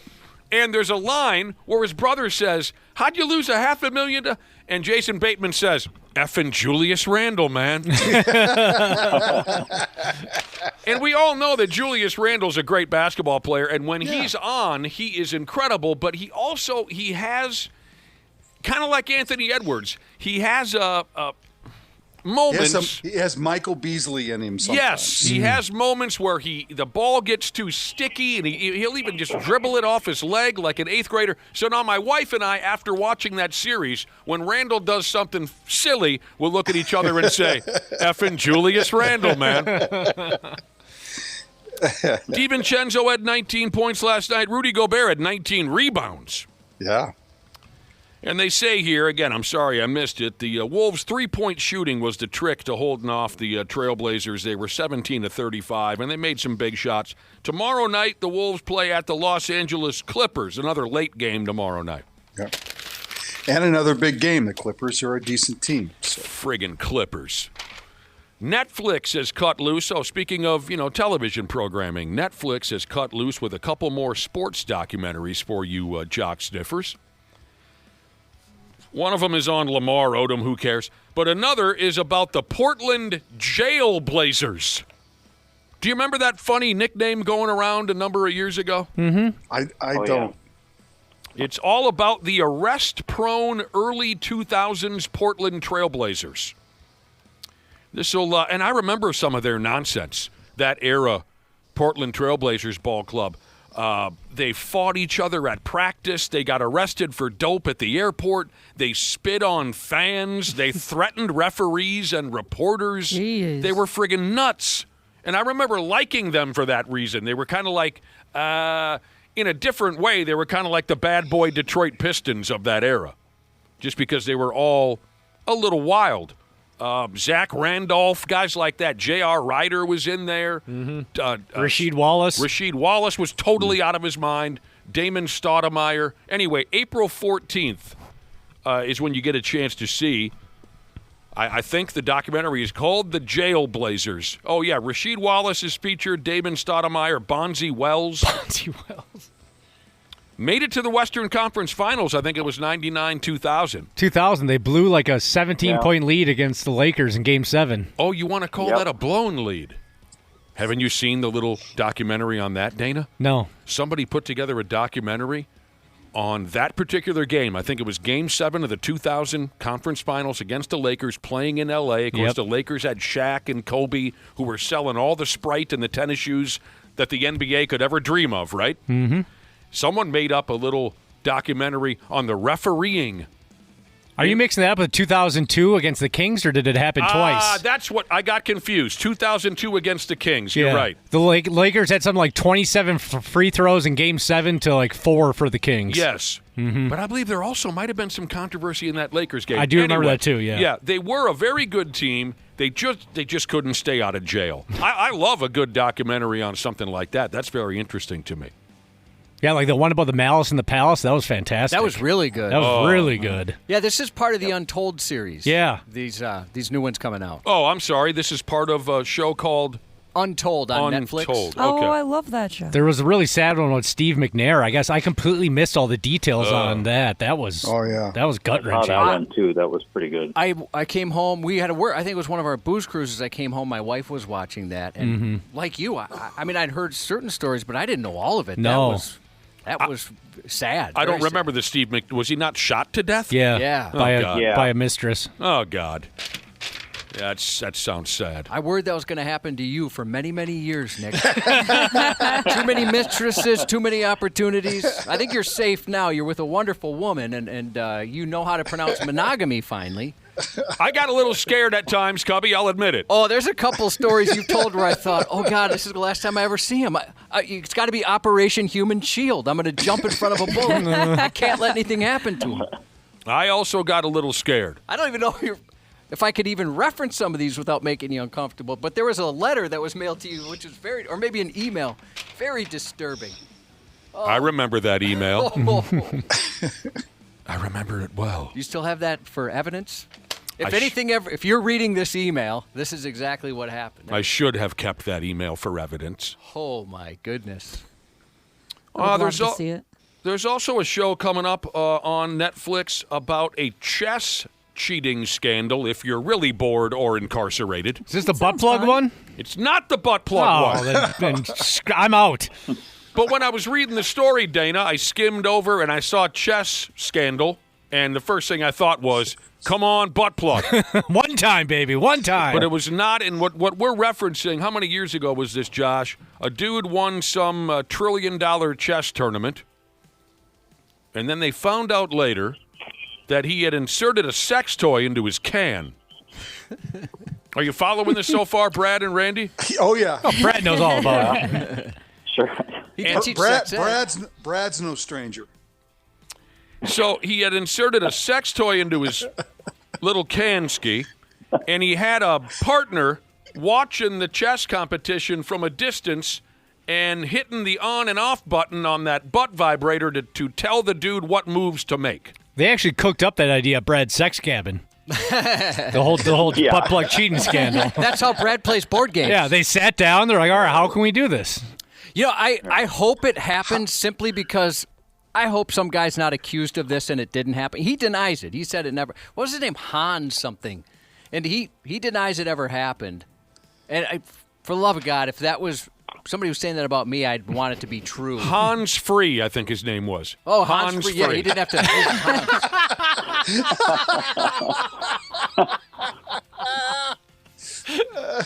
Brad Ryder.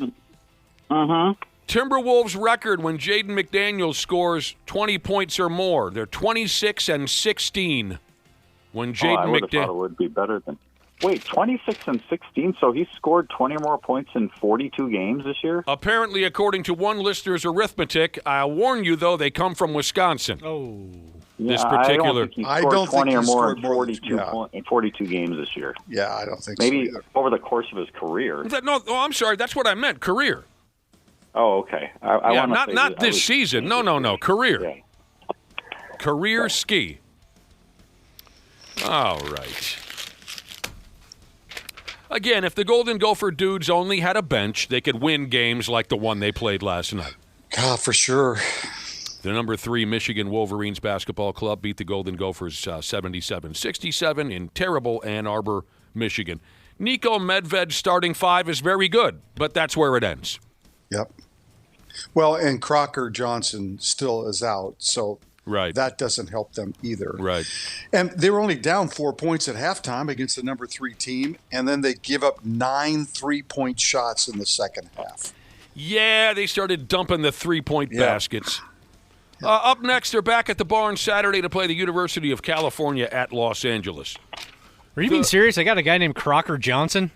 Yeah, that's the last name. Yeah. Oh, I thought his first name was Crocker, last name was Johnson. No, last name is Crocker Johnson. Okay, hyphenated. That sounds like he should own an alligator farm somewhere. Yeah. I guess a crocodile farm. Yeah. Not only is there, their starters are obviously good, but we've talked about this. They're very, very well coached. Oh, yeah. They go into games, against top 10 teams like this, and they beat Michigan State, and they played well against almost everybody else. If you don't have a game plan, if you don't have a way to attack some of these teams, and he's the real deal. I'm on board with him. The record is misleading because they really are better than what their record is, and that's saying a lot because, as Nick pointed out, they just don't have a bench. They don't. If they play 7 guys, that's a good night. It's so hard to win in the Big Ten if you don't have at least a rotation of 8 or 9 guys. All right, Brad Ryder. I know. No, I was just going to say we complain about the portal and we complain about NIL, but in this case, I'm glad that they have it because they can add maybe 2 or 3 guys, through the transfer portal and keep the guys that they have, happy and keep them here. They're going to be really good next year, I think. You're right. Go ahead. I was just going to tell you, this season, another listener has done some arithmetic, and we appreciate it very much.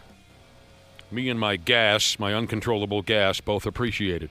This season, when Jaden McDaniel scores 15 points or more, the Wolves are 20-10. Okay, yeah. There you go.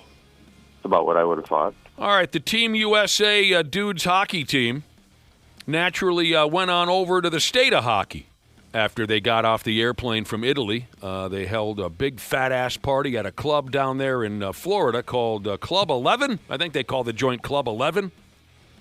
Is that a topless club? There were strippers there. Yeah. But I don't know if it was actually a topless club. They went to the state of hockey, Florida. They went to a big, popular club.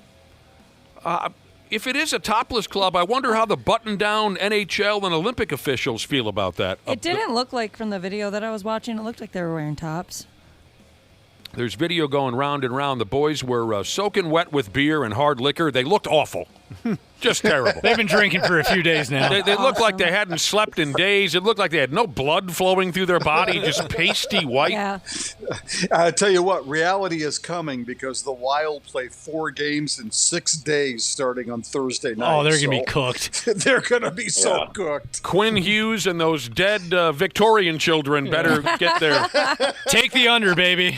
They better get their act. Exactly, man. Some of those guys are going to have about 8 minutes of ice time the first Just puking on the bench. They all look terrible in the videos of them partying at this club. According to the nightclub 11s, whatever it's called, Team USA spent $150,000 on hooch.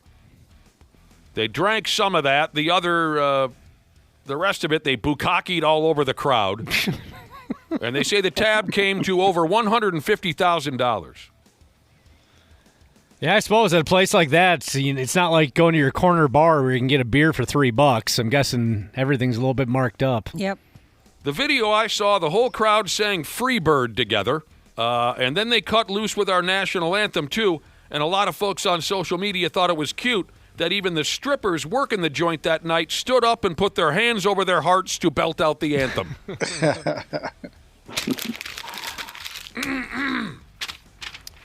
But they look like they could use about 2 days' sleep.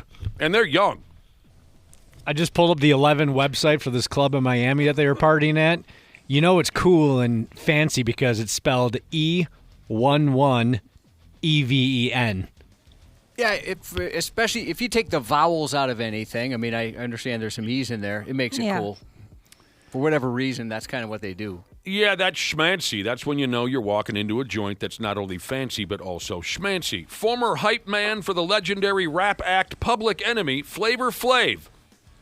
He's throwing a beer party in Las Vegas for the U.S. women's hockey team to celebrate their gold medal. Or maybe it happened already. I got this story last night. Flavor Flav says he'd like to, quote, do some nice dinners and shows and good times for real. That sounds like a lot of fun. I remember the first time I saw Public Enemy on television when I was in high school, and I thought Flavor Flav was the most ridiculous moron I had ever seen in my life. But I do remember, can see why. I do remember in that moment turning to a pal of mine and saying, someday that guy's going to host a party for the women's Olympic hockey team. And then you doubled down on that during Flavor of Love when that show was hot. You're like, I'm telling you, one day. He's going to hook up with the girl that poops on the floor? Uh-huh. And a couple years later, he's going to host the women's hockey team out in Vegas. I never saw him on Flavor of Love. I saw him on some other B celebrity, let's all make fun of how old they look type of a program where he was dating Brigitte Nielsen. Oh, yeah. I remember that. But I quickly fell in love with Flavor Flav. It only took 2 or 3 appearances back from when I was in high school where I thought, okay, now I get it. At first I didn't get it. But now I get it, and I love the guy. We all love the guy, don't we? Flavor Flav, he's a lot of laughs. Oh, he seems like a fun guy, for sure. Yeah, him and PJ Fleck are pals. Oh, that's right. Yeah. Ever since the Mayo Bowl. Yep. So Flavor Flav said he'd like to throw a women's Olympic kegger. And ever since he said that, a pile of different casinos and clubs have spoken up down there in Vegas, and they all say that they'd lend a hand in tossing this girls' hockey rager. Could 93X host the first keg stand or sponsor a? Could we sponsor a beer bong or something like that? Do we have any money in the? No. Don't ask questions you know the answer to. Yeah. Scheduling is going to be an issue for a lot of this stuff because a lot of those women either play in college or the pro league. Right. Oh, they'll squeeze it in. Over with. Yeah, do it over the summer. Yeah. Keep the party going.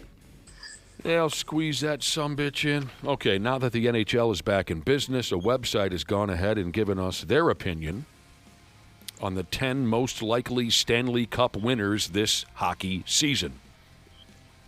This is the article talking. They say at this point, the Colorado Avalanche are still the clear favorites to win the Stanley Cup. They have the most dominant team in the NHL so far this season. But they also note the league's other top teams appear to be getting stronger. So at this point in the season, as far as the top teams in the league go, here's Bro Bible's call from least likely to most likely to win the Cup ski. Number 10, Ottawa Senators. Number 9, Edmonton Oilers. I've really enjoyed this trend of the Oilers getting to the finals and then pooping in their pants. If that happens again, that wouldn't disappoint me.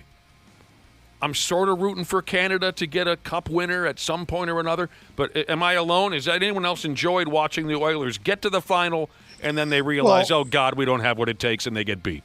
If the Oilers get to the final, that means the Wild didn't get there, so I guess... Number 8, the Detroit Red Wings. Number 7, the Pittsburgh Penguins. Number 6, Las Vegas. Number 5, the Man Bear Pigs. And here's what they say about the Pigs. Yeah. They are tied with Tampa Bay and North Carolina for the second most points in the NHL at 78. Here's what Bro Bible says further. And you can tell this is obviously someone outside the state of Minnesota who writes this. They say, they will have a relatively easy path to the Western Conference Finals. Oh, really? One step at a time, boys.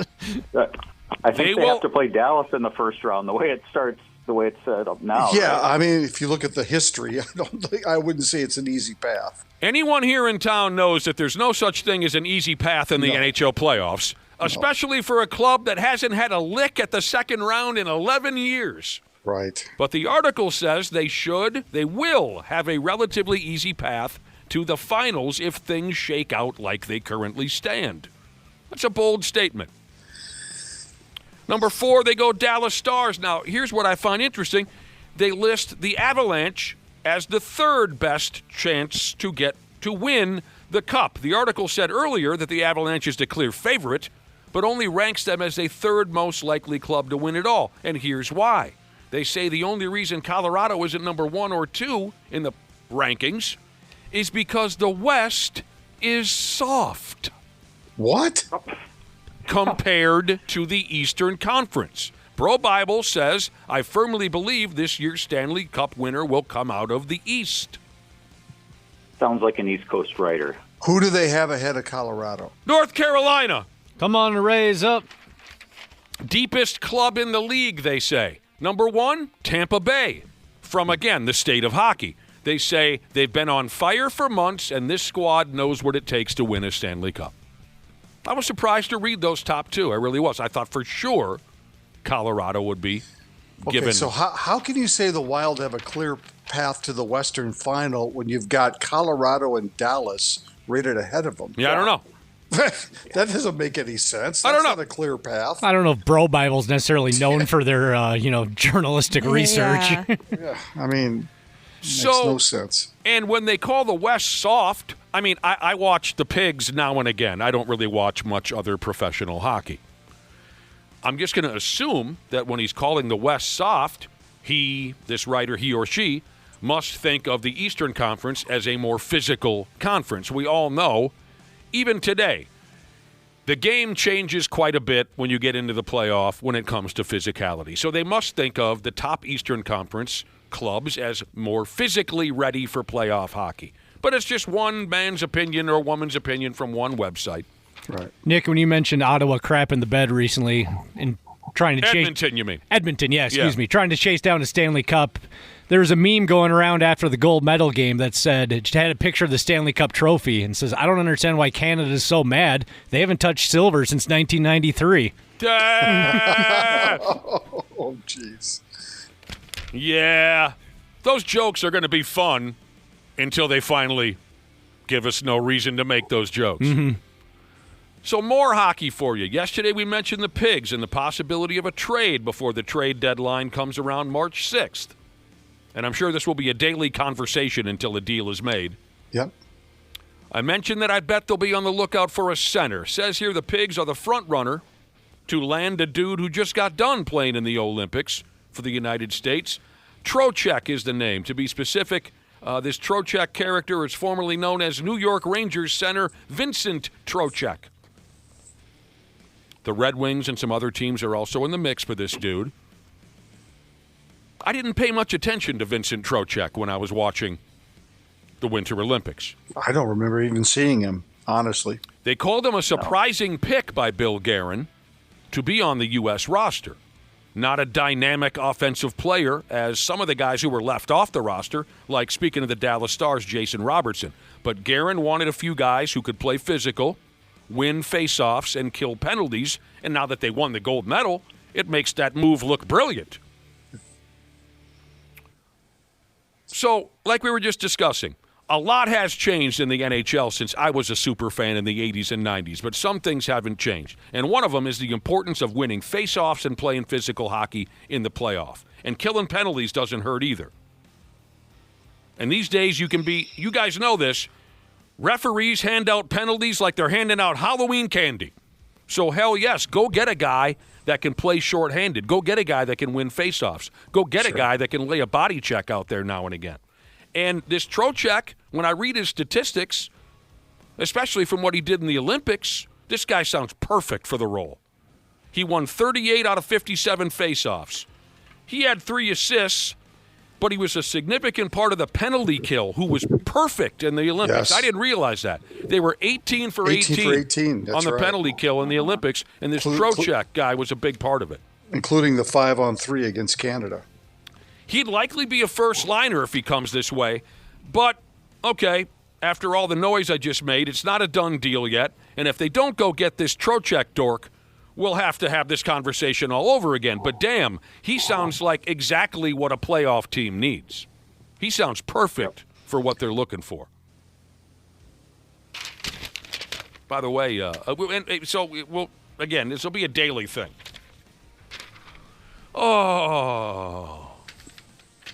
On this date in 1940, the first hockey game was televised. The New York Rangers beat the Montreal Canadiens 5-2, 6-2 if you count empty net goals.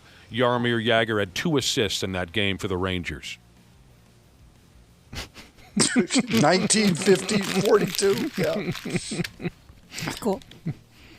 Yeah, he was in the prime of his career back then. Yeah, that's right. That makes sense. He was a veteran at that point. People doubted he could get it done. Yeah, exactly. All right, God help us all. He probably played for 3 teams before. Jagr? Yeah. In 1940? Yeah. Well, he started with Peterborough. He was on his 4th team. And 3rd wife. Yeah, playing for the veteran minimum at that point. Oh, man. I'm just going to say this out loud. You guys can take it from there. I want nothing to do with it. Absolutely nothing to do with it. It's very difficult to hold down vomit. When I say this, you guys go ahead. The Atlanta Falcons are going to release Kirk Cousins. Good. I wonder what that means for the Vikings. A lot of speculation. I mean, Kevin O'Connell has already come out and said, and so has Brzezinski, that basically the quarterback position is wide open right now. Mm-hmm. Yes, they still like J.J. McCarthy, but I think the quote from O'Connell was, the timeline has changed. Oh. And when he says something like that, that means that they're not sold that he is the guy.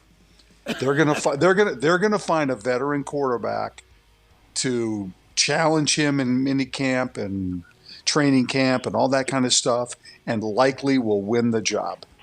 It almost lends more credibility to a lot of the speculation around who wanted him and who didn't. Yep. Not that not that O'Connell didn't do his best to prepare him, but now that Kwesi's gone, it's almost like, okay, well, now that the guy who supposedly drafted him and wanted him more than anybody else in the building isn't here, we're going to open this thing up. Just like a marriage. I also think, though, Brad, that his play dictates that they open the position up too. It's not so much that Kwesi was the guy that supported him the most or, whatever, defended him the most. It's just that his play now dictates that because what O'Connell is saying is our window to go do something here is like right now. And if he's not ready, we got to find somebody who is ready. Kirk Cousins. I don't think Cousins is the answer, but I think he'll be a candidate. I don't think he's the answer either, but it would be hilarious. Yeah. I think he's a more capable backup than the ones they had last year. For sure. Yep, for sure. Just the most boring, plain-wrapped, winless, gutless, blood-sucking, dog-kissing, brainless, dickless, hopeless, heartless, fat-ass, bug-eyed, stiff-legged. What movie is that? Vacation. Christmas Vacation. Oh, yeah, the Christmas Where's variety. the Tylenol? Other than the Wild and the Wolves playoff runs, whatever those look like, this is going to be the most interesting story of 2026. Oh, you're forgetting about the Twins, Randy. No, that's not. What the Vikings do at quarterback, is going to be the most interesting story of 2026 for so many different reasons. 20 and 26. Wonder if anybody bought his house down the street from me yet. I'm sorry, one more time, Brad Ryder? I was just kidding. I said I wonder if anybody bought his house yet. He didn't live too far from me. Well, then. Whoa, look at that little humble brag you slipped in. No, it's just... Everybody knows what statement you were trying to make right there, Brad Ryder. He lived in a very modest house. He did. There's Brad he's high up on the hill there, isn't he? Oh yeah. Yeah, you gotta talk to the security guard at the front gate if you want to get into Brad's neighborhood. It was mentioned just the opposite way. He lived in a very modest house when he was here. Now Brad's saying his house is better than a former professional quarterback for the Minnesota Vikings. I bet his house was still pretty nice for it being modest. Definitely better than a regular house. You may not much. Do you have like a grizzled old, what do they call it in the business, Josh? The grizzled old guy in a tuxedo that answers the door. What do you call that butler? guy? A butler? Doorman? Yeah, butler. Do you have an old butler at the door named McReady or something? It's usually Jeeves, right? Name like Jeeves. Yeah, I was just about to say that's my butler's name is Jeeves. McReady, who is that at the door? Bring the car round. Bring that car round, McReady. I have an appointment with the Rockefellers. Who's at the door, see? Is it somebody that I know? It's Randy Shaver. Aha!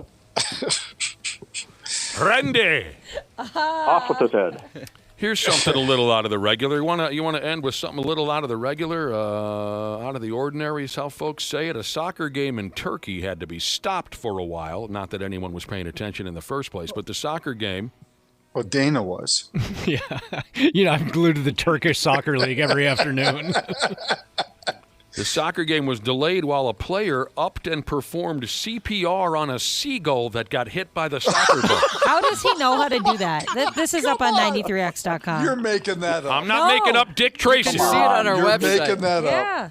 McReady. Is there video? Is there really video of this? Yes, that's what I said. Bring the limo around. They think I'm making this up. Yes, sir. Oh, my God. No way. What was your question? How did he know how to do this? Actually, Yeah, how do you know how to do seagull CPR? He didn't.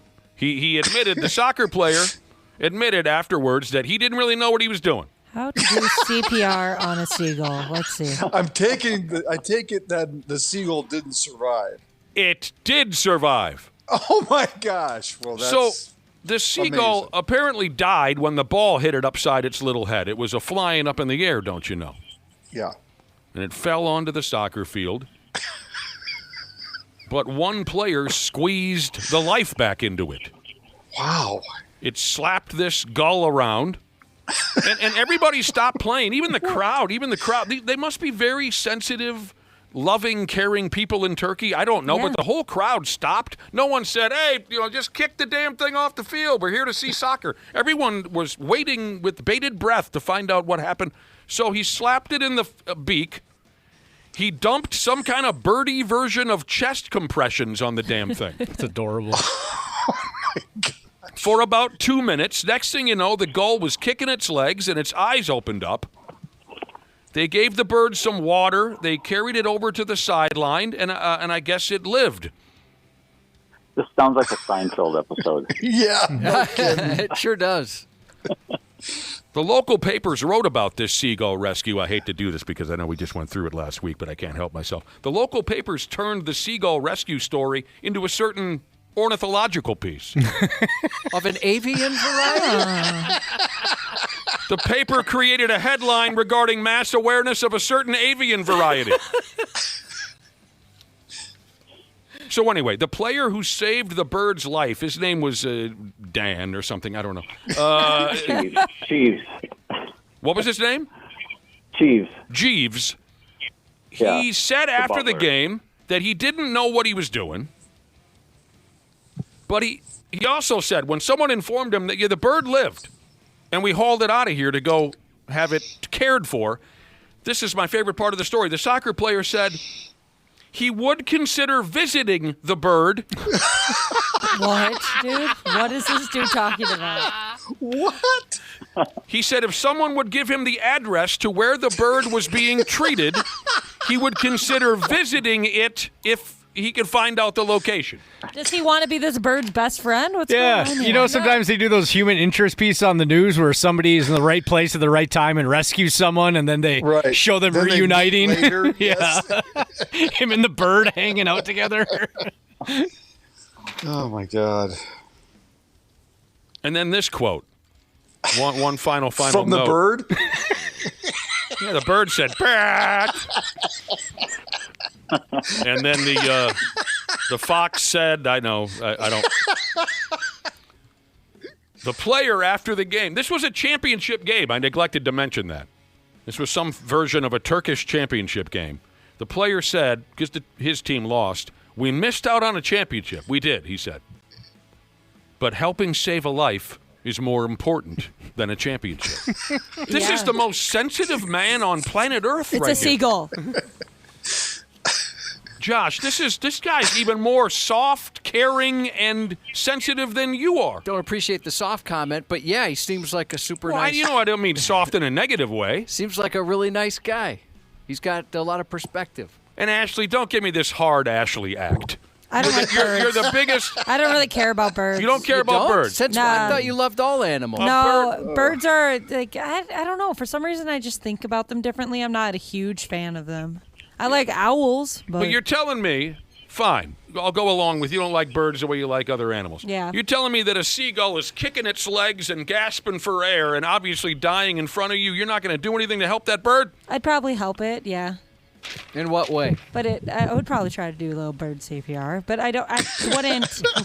Actually, I don't know. Sounds like they're you're right covered there in because they're covered in like diseases. Yeah, you're gonna get the bird flu. Yeah, that's what I'd be iffy about. They do carry disease, is what I've heard before. Honestly, to be completely honest, I would probably have to like leave the area because I wouldn't want to touch it. Now that I think about it, like the diseases would stop me from doing that. But I would have to leave what's happening. You want to know an effed up true story? My buddy Lou and I were sitting ringside at a strip joint once. The stripper picked up Lou's T-shirt, bit him on the nipple. The next morning he woke up, he had the bird flu.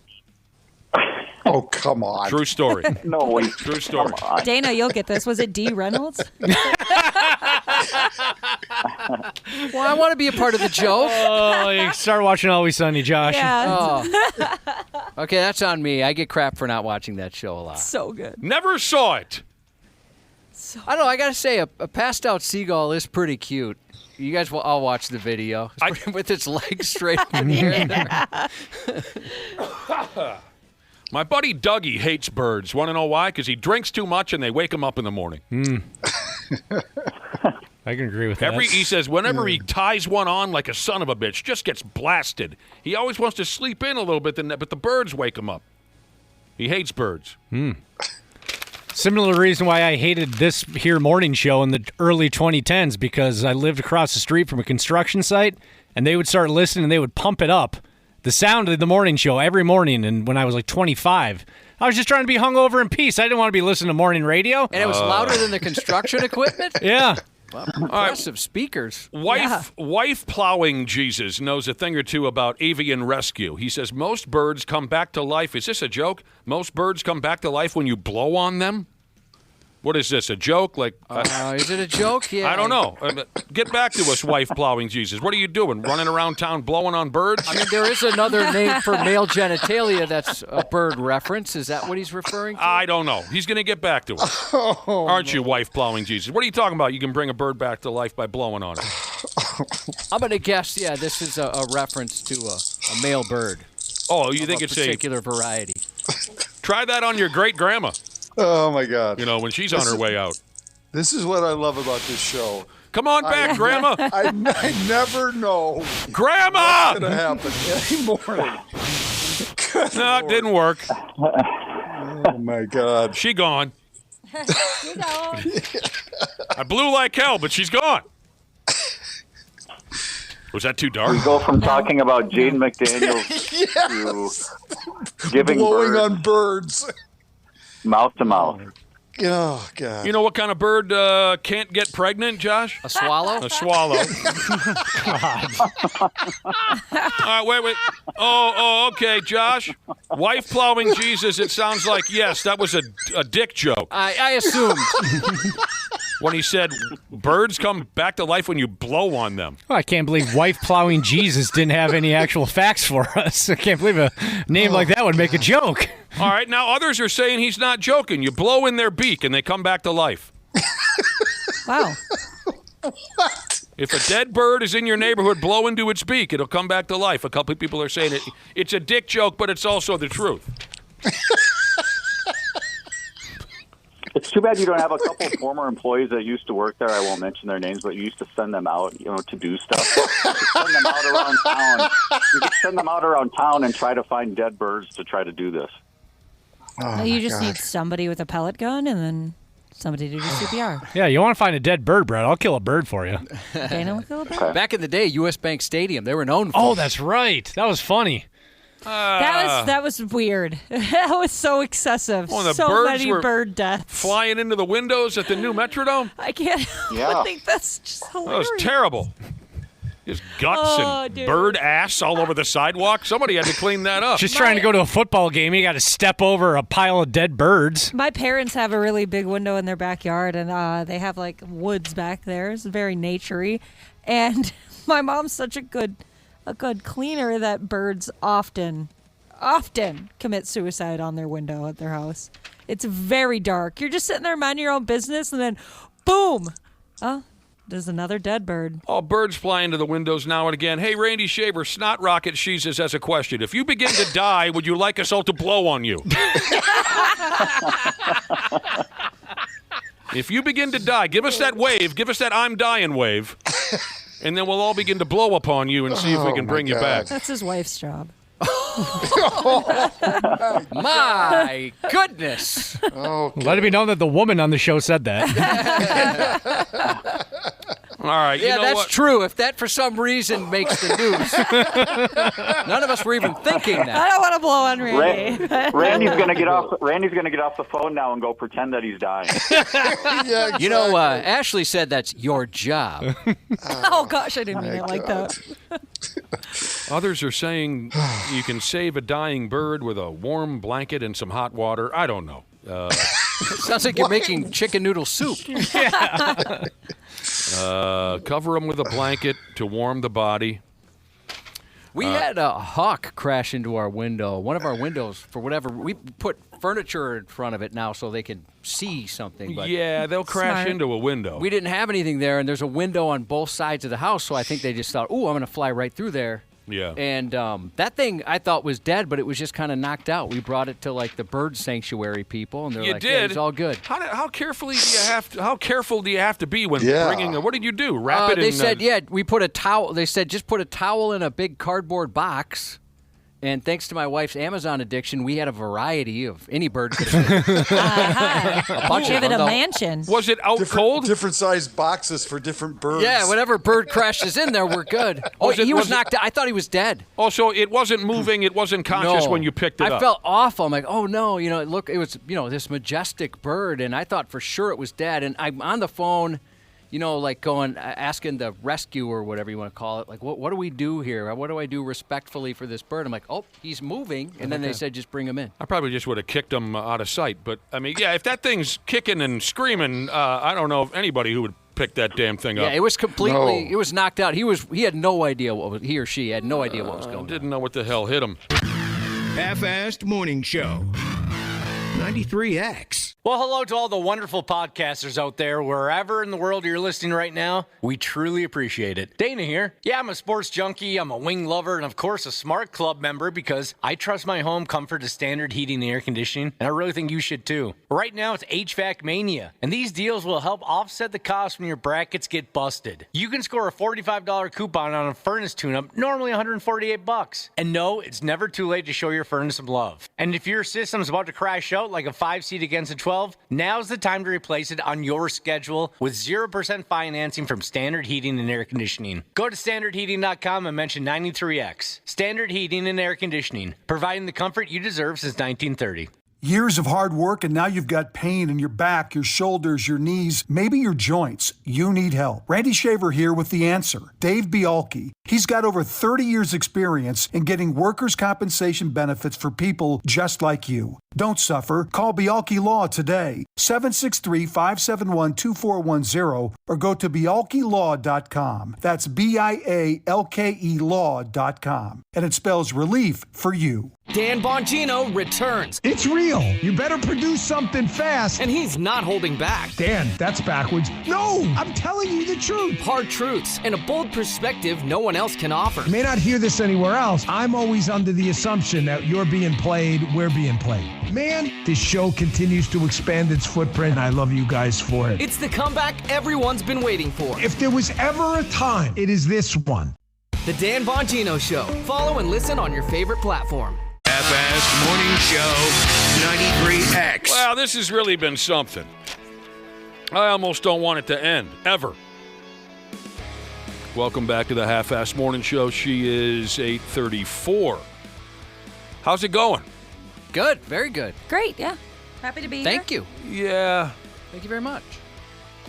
Glad it's going all right. Text us, 651-989-9393. The question? How's it going? Yeah, let us know. Let us know.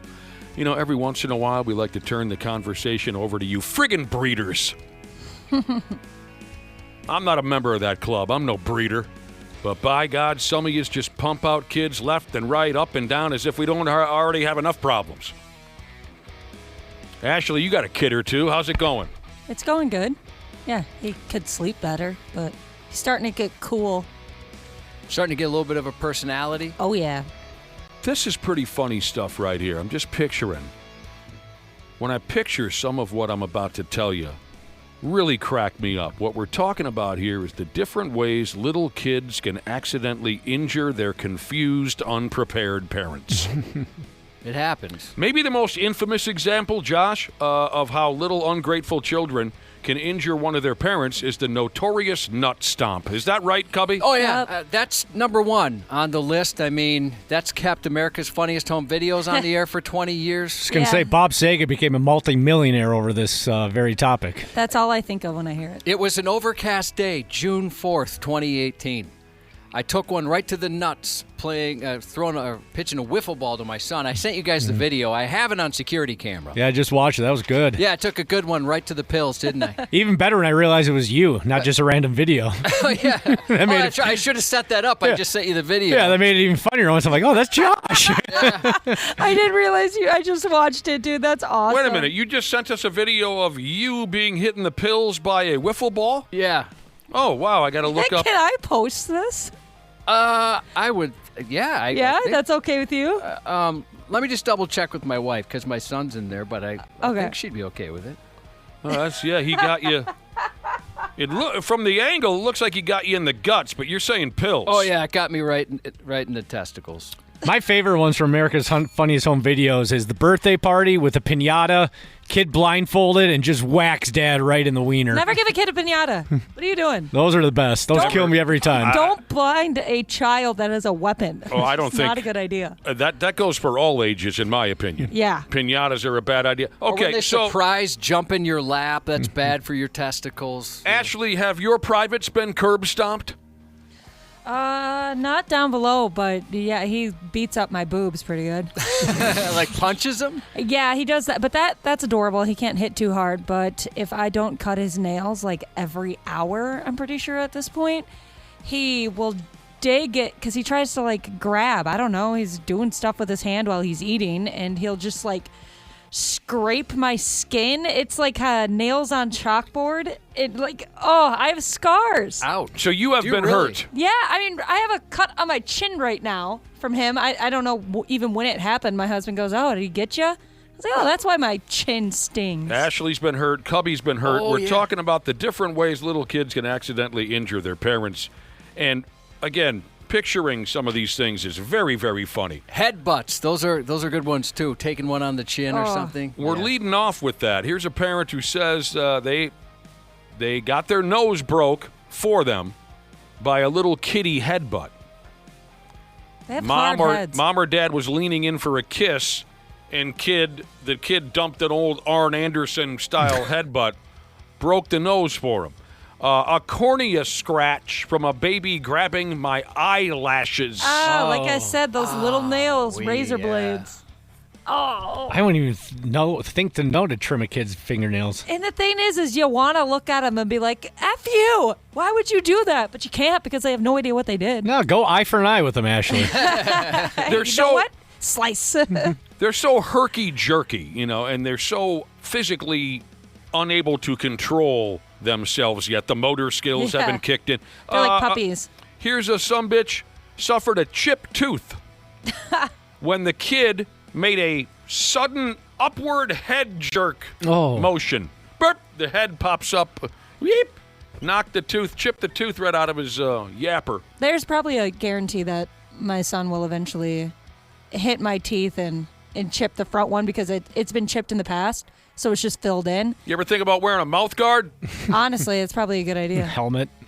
What about when they get old enough to throw things? A lot of parents are saying they get black eyes from thrown toys.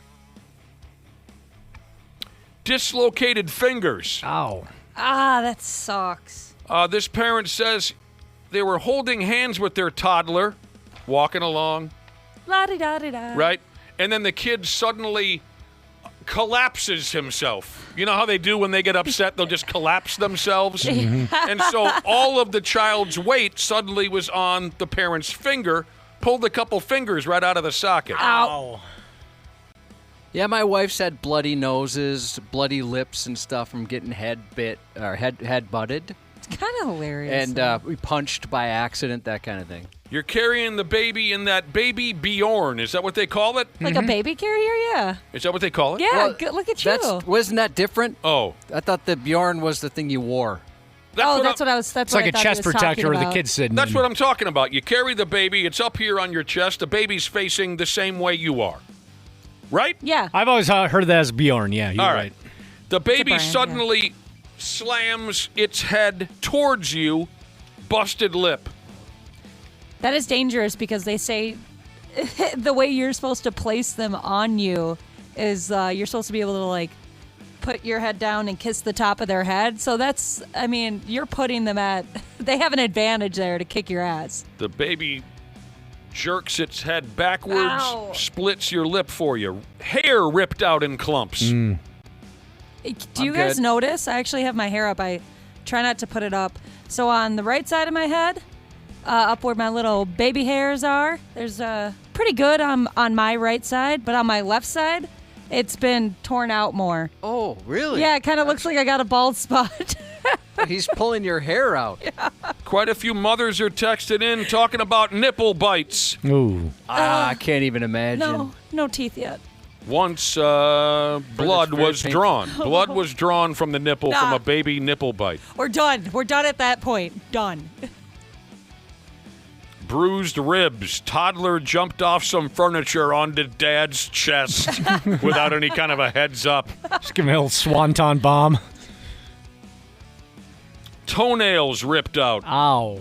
How? Dad or mom were barefoot. Baby had the big baby shoes on. Stomped him on or her on the bare foot. Ripped the toenail off for him. Those friggin' baby shoes are made of cast iron, for Pete's sake. Why are they so heavy? Why are they so... I don't know. This one really cracked me up.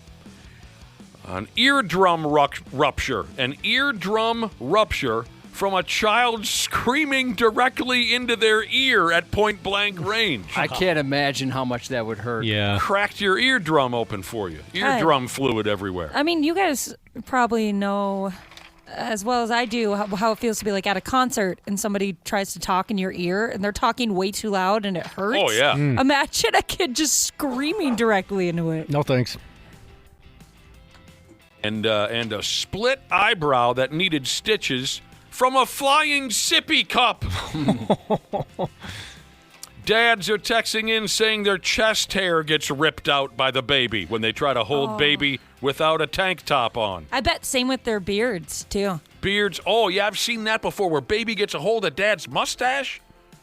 That dad is helpless in that situation. I don't understand why babies have such a good grip strength. I was going to ask you if you're, because ours did too. Like, I pretty don't understand. Impressive almost. They do have grip strength that's a little, it doesn't seem right based on their size. To the point where sometimes you can't get them to let go of something because in order to get them to let go, you would hurt them because it's so strong. Up at the Crack at Dawn, Jesus has a friend whose earring was ripped out by a baby. No. I saw that happen once, not from a baby, and it was not a pleasant sight. Oh, Earring ripped out. And Josh, I bet that's because it's a baby. I bet it's a bit of a slow process. You know what I mean? I wonder. Where it's pulling and pulling and pulling, and you're going with the baby. It's not right away. It's a baby. They're not that strong. So I bet that's a slow process. Brewers in High Life Jesus said his daughter's in second grade. He went to her school to drop something off. She told her friends, "Watch this," and ran up to him. He thought she was about to give him a hug, but she punched him right in the gut. Knocked the wind out of him. You bully? And he said, I was so embarrassed and there was nothing I could do. No one's messing with that kid for the rest of the year. Yeah, what the hell? Just the emotions, too. Like, oh, my God, she's going to show me some affection. And then she punches you in the gut. Don't mess with her. She kicked her dad's ass in front of us. Now, here's a listener who's texting in. We're talking about how little ungrateful babies will accidentally injure you. Split lips, broken noses, stitches in the eyebrow, nuts, and genitalia stomped into dust. One of our listeners says, hell, my daughter almost forced me to choke to death. Mom or dad is eating. As they're swallowing, the baby suddenly gives them a WCW Haku chop to the throat. Remember Haku? Oh, yeah. He used to dump some horrific throat chop. So baby chops mom or dad in the throat as they're swallowing food. Wow. You're choking to death suddenly. And the baby would, what if mom or dad would have dropped dead right there? Baby's laughing. Baby don't care. I was going to say, like, with kids, also you run the risk of stepping on Legos, but it's probably the same at your house, Dana, and you're a 40-year-old man. God. We got a new rug for the basement, and so we pulled up the old one and had to move the couch out. You'd think you usually find, like, a bunch of food and a bunch of crumbs. No, just all Lego pieces. And you guys have never run a daycare. No. It's just all Dana. All mine. And some of them like, I was looking for that piece, actually. I don't have any memory of being physically abusive to my folks. I remember doing something much, much worse. Throwing up on my mom's head. Oh, yeah. On her head. And you've guys seen her hair? She takes some time with her hair. It's like a... It doesn't appear so. It's a... Oh, you take that back right now. She's not having a good day. You take that no. back. You I'm take that sorry, back. Mom. What's going on? Not to turn it so dark, but one of our dogs had to be put down. So, yeah, One of your dogs? Family dog growing family up. dog. Yeah. Shout out to you, Mom. Sorry about that. Oh, no. Booby. Yeah. Bella. Love you, Bella. Anyways, she had Sorry this, about your booby. She has like a hairspray type of puffy afro vibe going on, and she does the curlers and everything, and her hair's all done and just bleh. Pukeola. Oh, that took a while to clean up. So I don't have any memories. Of course, you're a little baby. You're not supposed to remember things like this. But I do remember once when I was very mean to my grandfather. And actually, sadly, it's the last memory that I have of the man. I wonder if that it made such an imprint because of how you were so mean. Well, yeah, it obviously left an imprint. I'm 54 years old, and I still remember it. And my grandpa on my dad's side died very young. I think I was 5 years old when he checked out. Wow, that's really young. Yeah, he checked out. He was, 60? Anyway, my last memory of the man, I was really friggin' mean to him. So we were at Grandma and Grandpa's place. Grandpa was sitting in his easy chair, and my memory is he wasn't the most affectionate guy in the world, but he said, "Hey, what's going on, grandkids?" And my brother walked up and kind of clammed in we were like 5. My brother walked up and climbed in his lap and gave him a hug, and my brother walked away. My sister climbed up in his lap and gave him a hug. It was my turn. I walked up and I went, and I spit in his face. Oh, God. Were you trying to be funny? Do you I have remember no why? idea. Like your family's typical. never said why you did that? I don't think they remember it at all. I spit in his face. That's, I was a you're 5-year-old a kid. 5-year-old. You're dumb. I didn't yeah. want to be there. God knows what my problem was, but that's my last memory of the man. That's so sad. I meant it's so young. Obviously, he was young when he passed away, but I meant so young for you to have such a vivid memory. Yeah, I spit in his face, and I remember being at his funeral, and that's the end of the story. I can't tell you too many stuff. Did you apologize at the funeral? Like, hey, man, my bad. He died from child spittle poisoning. It was your fault. I wonder if it even crossed my mind. You're so little. I don't remember. I remember it was very cold and windy that day. 93X, the home of the half-assed morning show. We've been talking about the different ways that babies and whatnot, little kids, the different ways they can injure their parents accidentally, injure their parents or other grown folks. This stuff is hilarious. I love the text messages. I got a few more text messages I want to share with you.